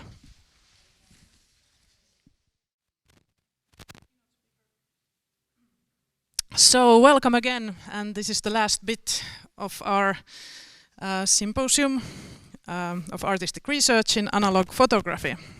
And I'm so happy that we have been here all together, and I want to thank you first of all, so I don't forget, all of our online audience. Thank you for joining us from all over the world.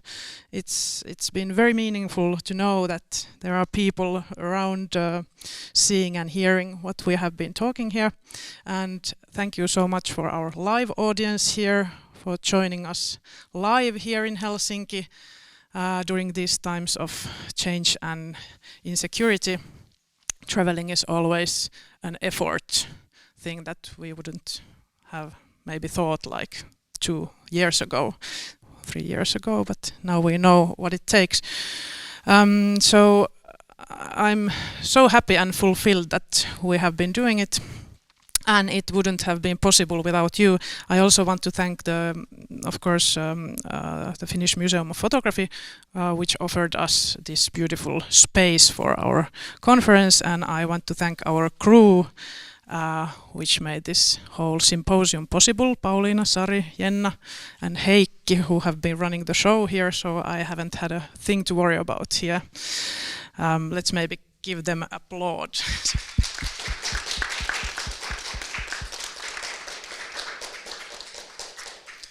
And thank you, our association, Finnish Darkroom Association, which has made this possible, and Finnish Cultural Foundation, which had made this possible. So now the last bit of our little symposium. I thought it would be this really not very formal, quite the opposite, informal panel discussion, where I invited to join me our keynote speakers, Laura Mie and Jill Enfield, and then from Finland, Professor Taneli Eskola, who's a renowned researcher and artist, and written several books about analog photography and artists in the field. So, so welcome, all of you.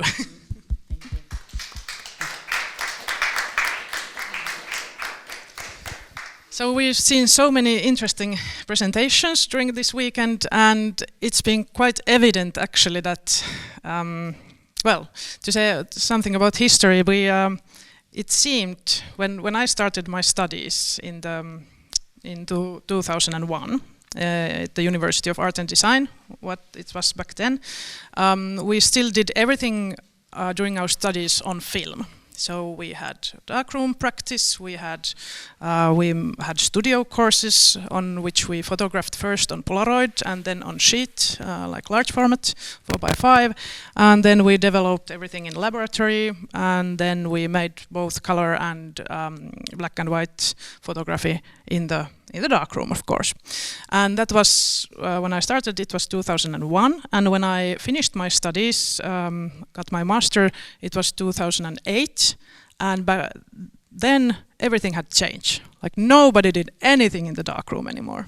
I was alone there most of the time when I was doing my stuff, and well, we were some of us from different courses, and we all noticed the same, that the darkroom practice had declined quite heavily, and also analog photography with this digital turn.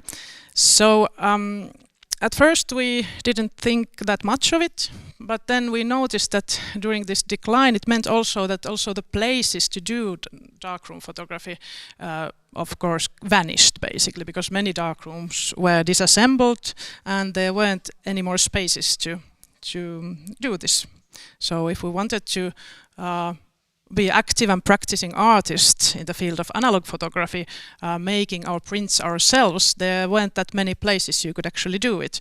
So then that led us, we were 6 women artists, photographers, to found this Finnish Darkroom Association in 2016.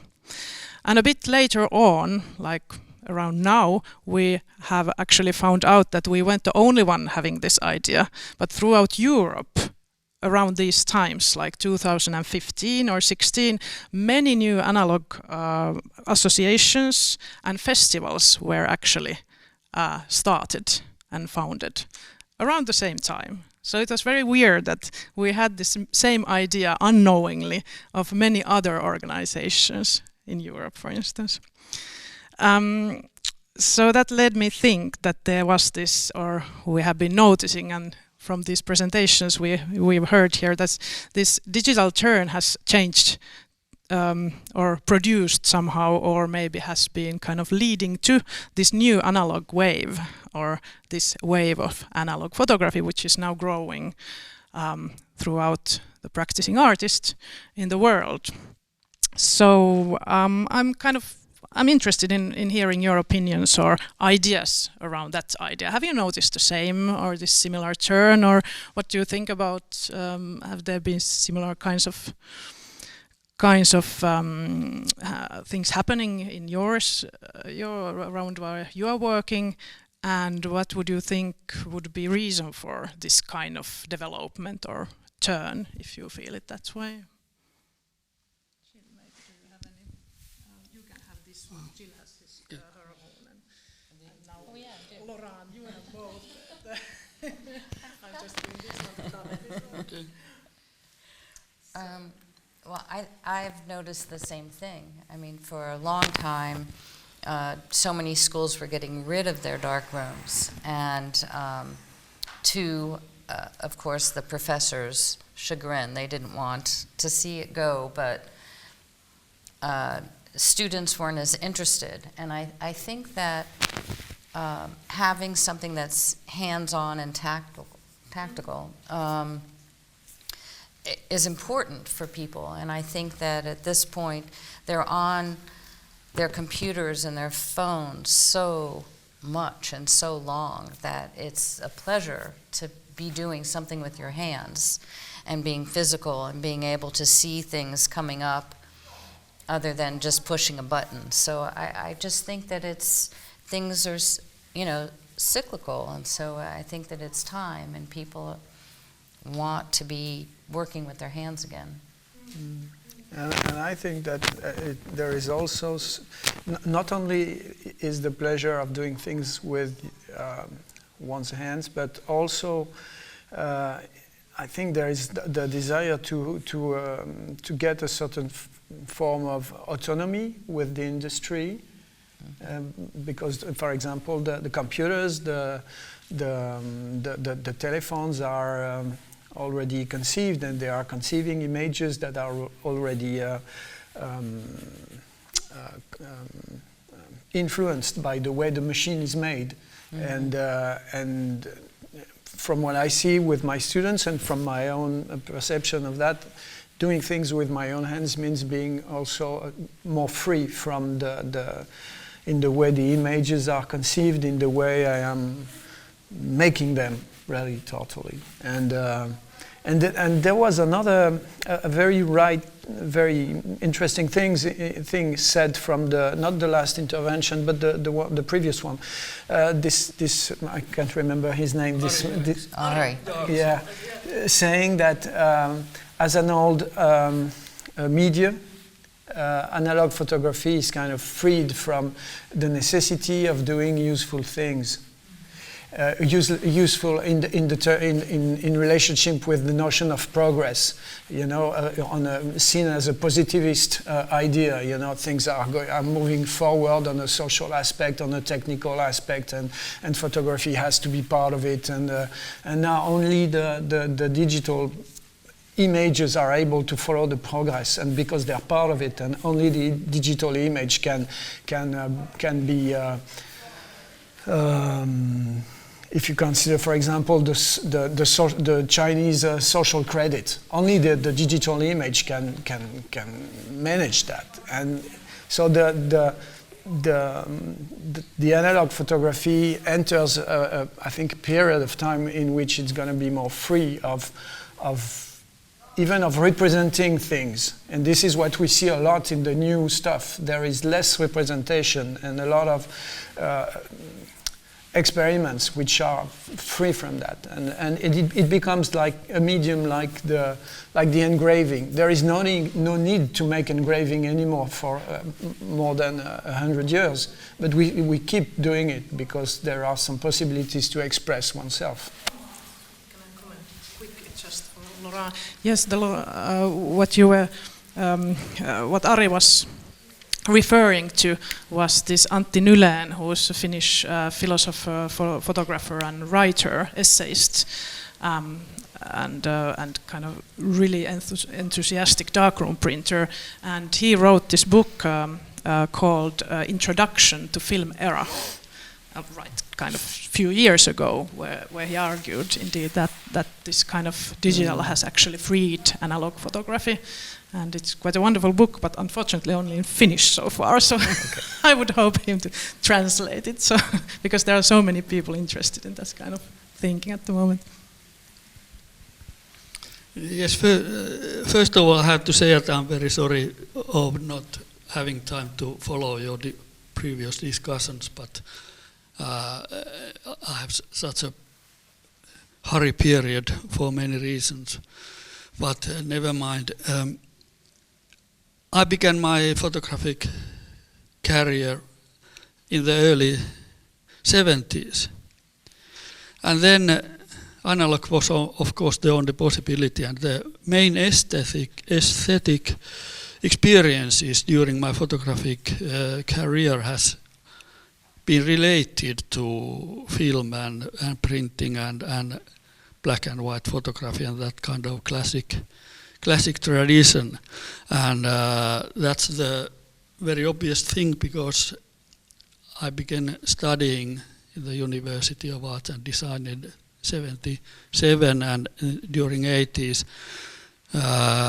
did graduate. So there's nothing special for me, because that's the thing. Photography is understood historically. But in the 90s, when digital photography came, we were very close to it, because Philip Dean was the leader of the lab system.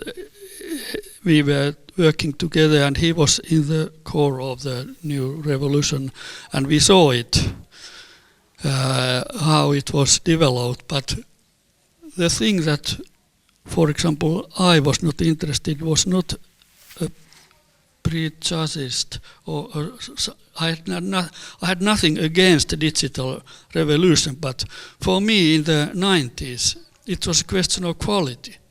You could see from the picture that was gone through Photoshop, it was not interesting. There was no such aesthetic qualities that we were interested. Tonal qualities, sharpness, all that, those things that were important for us from the classical tradition. So of course that's history. Nowadays it's not a question of that. You can't honestly say that digital photography is bad because it don't have such photographic qualities. But during 90s it was so. And during that period I personally worked very much with this kind of project that we developed together with Kari Holopainen, a gravure method. You know, classical copper gravure that is made, that very fine quality prints are made with copper plates that are etched, and we developed a system with polymer photo plates that similar quality was achieved by new materials. And first we published a book, Gravuurioppi, in Finnish, and it was a huge success, and then the same in English, polymer photogravure. And why I'm speaking of this is we were very astonished that this kind of marginal thing was developed so that it was taught almost in every art school in Finland, and even nowadays everywhere in the world gravure is considered as a very interesting method of working, and you have always ability to change things so that the marginal is not in the margin, but got very many people got interested in and we have been very astonished that after 30 years everywhere in the world this method is still used. It's quite amazing, yes. And all that idea that things that start from margin, they grow and become more and more popular and gain some kind of depth and force, and then they are not marginalized anymore in this art field, for instance, in these cases. So how do you feel about the future coming up for analog photography? Does this new wave, is it just some, like passing thing that for some years people are interested in analog or photography or film practice or darkroom work because it seems interesting and it's experimental, but then it's kind of forgotten again and people move to something else which is interesting and experimental, Well, please. I don't think so. I think we are in the beginning of this process because photography has very much to do with dealing with time, and I think time is with us in this process.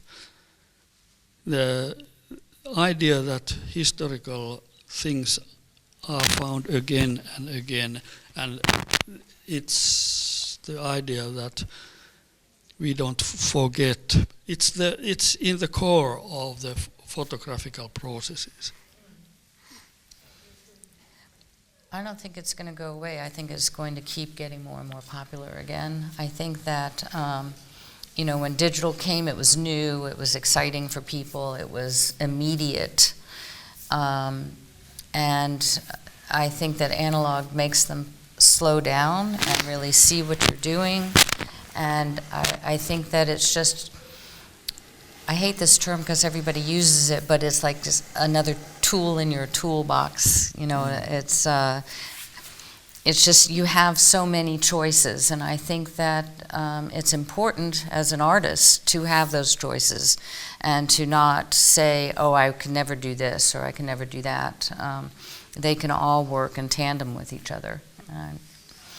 And I think it's just, it had to be rediscovered. And I think now that it's been rediscovered, it's going to be utilized all the time. Yeah, and it's a movement, I think, which also stands on the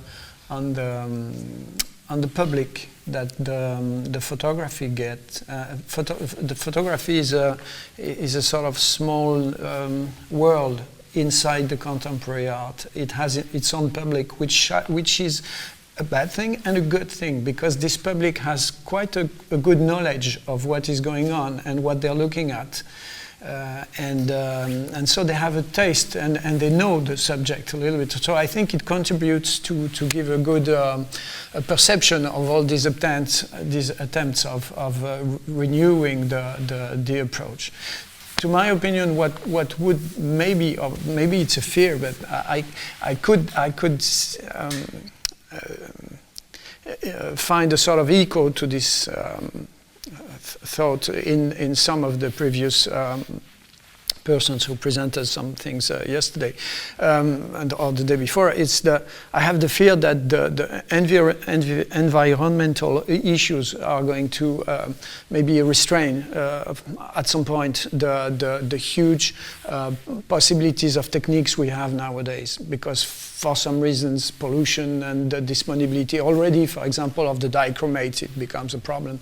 So I think that little by little the chemicals might be less available for some of these issues, so it might a little bit restrain the creativity.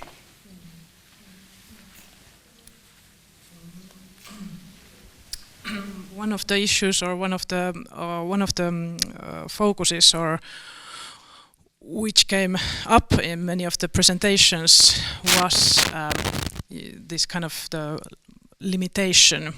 You mentioned that it kind of could limit the possibilities or creative possibilities, this kind of concerns, but the limitations seem to be also in focus of some other, or in other ways, like many of the artists who presented, they mentioned that limitations which analog photography and darkroom photography offer, they find those limitations somehow freeing or valuable for their work. So how do you, well, and limitations in the context that it would seem that, for instance, digital photography wouldn't have those limitations, or maybe they would be different. So do you have ideas or comments on this kind of thinking, that or how do you feel it yourself in your work? It's always good to have limitations. For example, if you are a photographer and having a walk in the street, doing some street photography, it's very important that you have your limitations. For example, it's a good idea to have one camera and one lens and one film, and concentrate on the thing that what you can do with those equipment, and give your main attention to those possibilities that those limitations give.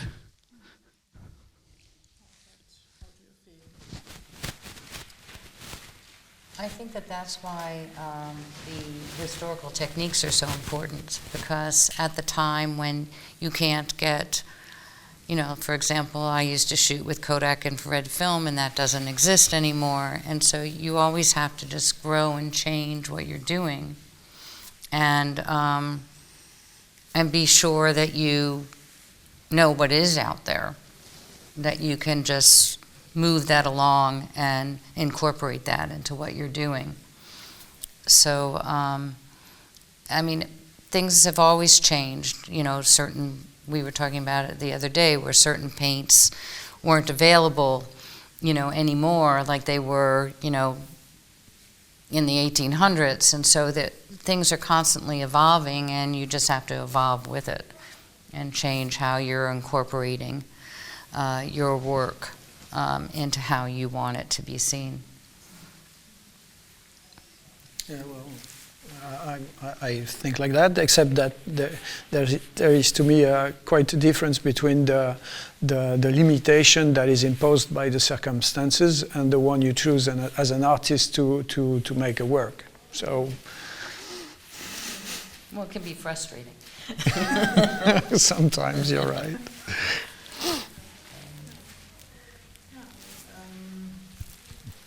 Yeah, and then before opening questions for the audience, I'd like to hear also a little bit your views about your own work in this context, in nowadays environment, with some environmental concerns, and with how do you see your own work kind of integrating in the world? What is it now, and do you have some kind of personal future projects or ideas how you are working in analog field in your respective fields of art, or what kind of ideas or interests are you developing in the future? Or in the context of research, I would be also interested in here, like how Taneli, for instance, sees analog photography as part of maybe photography research in the future. As Jonna Young was saying in her presentation, that she will be using analog photography because it somehow feels maybe more personal, or it offers some poetic qualities more easily. So what kind of thoughts would you have on those? I have one idea. It's not very big idea, but it's a small idea, and it has to do with the differences between cameras and those photographic chemical processes and prints, because during 20s camera was very in the core of the photography. If you think about 20s and Leica and photojournalism and all those activists that came, Cartier-Bresson and André Kertész and in Finland Vilho Setälä, and those were related to the possibilities of what camera gave. And then very little attention has been paid to the printing, because sign negative in Finnish kino, it's very small, and you have to make the prints bigger. And very few words have been said about how the processes in Darkroom changed, because since that most prints were contact prints. They were smaller or maybe a little bit bigger if you had a bigger negative. And very little has been said about that process, how the work in the darkroom changed during the same period.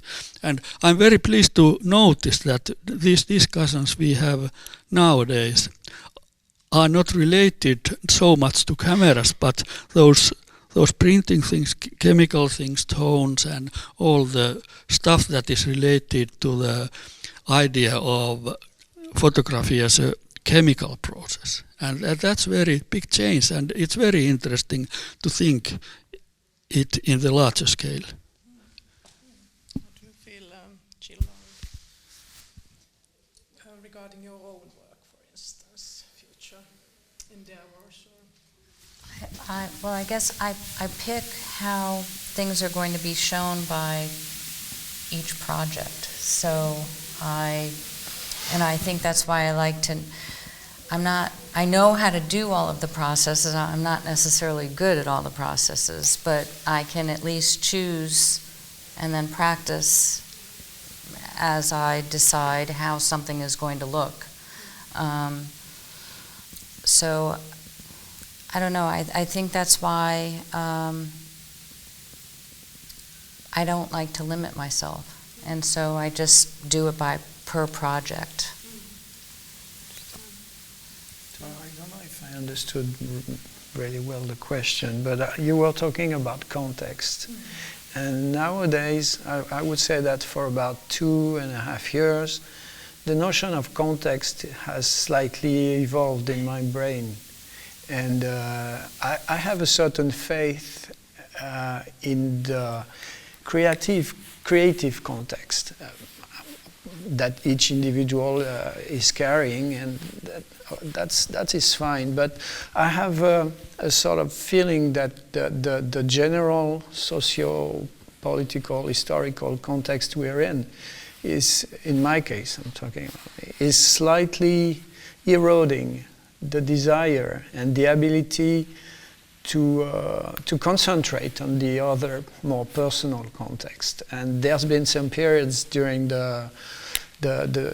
especially at the beginning of the pandemic moment, where I was very much inclined to stop everything, and it was also a sort of relief.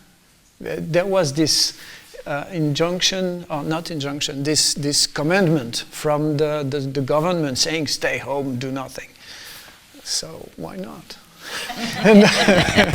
and there was such a silence everywhere. And I you know, this lady from Saint-Fe doing the antotype, well, maybe she was from New Mexico, I think, yeah.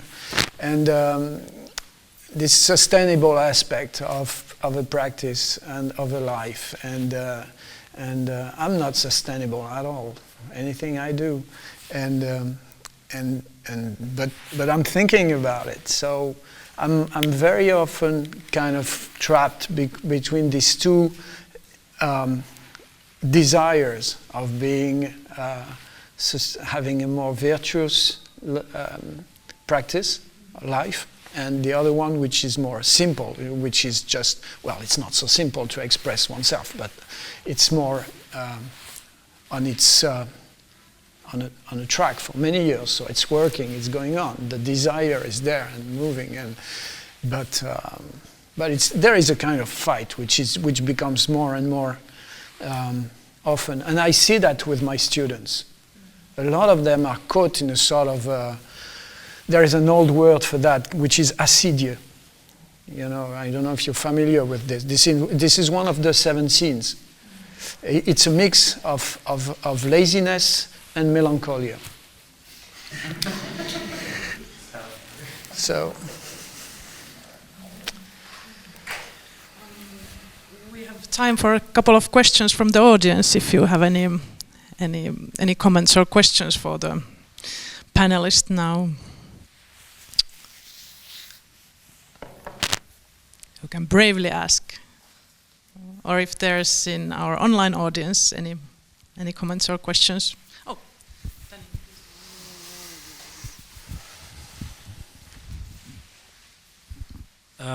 It's maybe directly to Laurent, because what you just said, it's something it resonates with me, that I constantly wonder if it's worth what I'm doing, and if the world needs something else than me doing what I'm doing.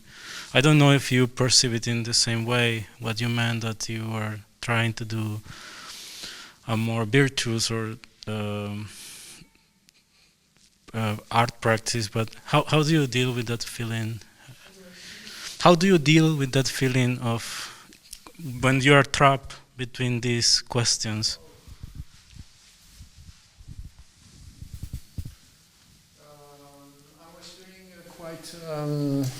As I said, I was between relief and guilt and sadness at the beginning. The first time I was kind of like hit by that, you know.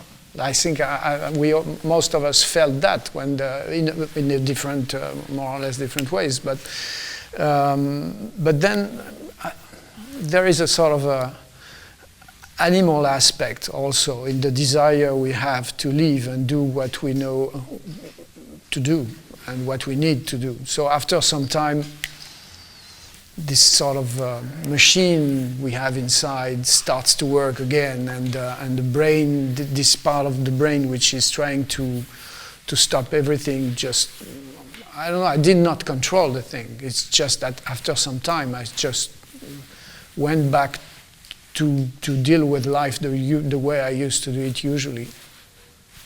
I don't know. I hope it won't come so often again. I don't know how to deal with it. It's just I was in my garden for some time doing nothing, and then at some point I started to work again. I wish I could give you a good answer, but a good trick to deal with it.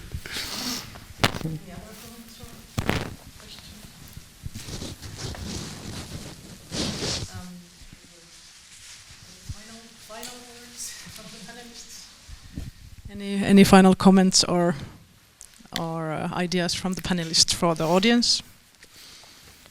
You're welcome to say anything if you have.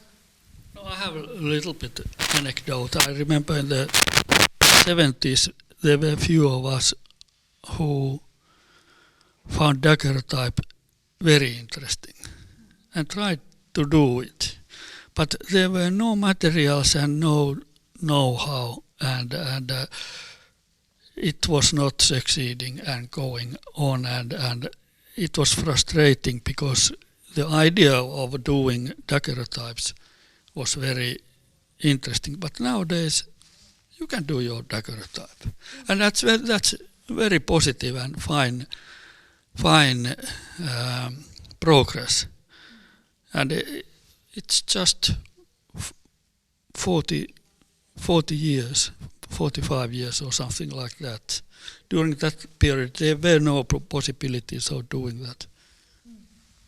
That's a very good comment. Yes, very good. We have been actually, in our association, we had daguerreotype workshop just before COVID. Daguerreotype master Jalo Porkkala was giving us a workshop, and for instance, my vice president Jenny over there is doing daguerreotypes as part of her art nowadays actively. So it's really come back also. So I think now we are already. We are a bit hungry, so we are heading for lunch.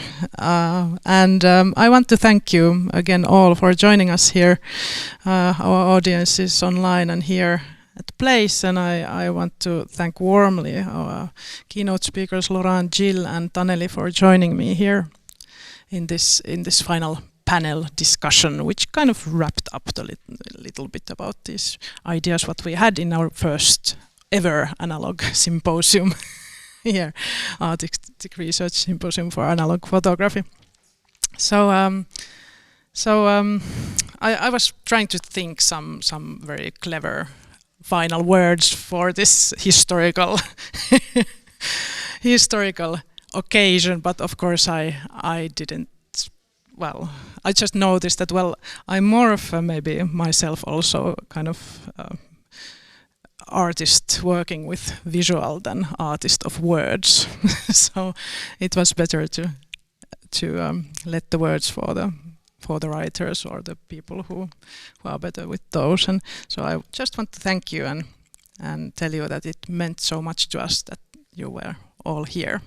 So thank you so much, and I hope that we'll see soon in the next of this symposium somewhere in our future.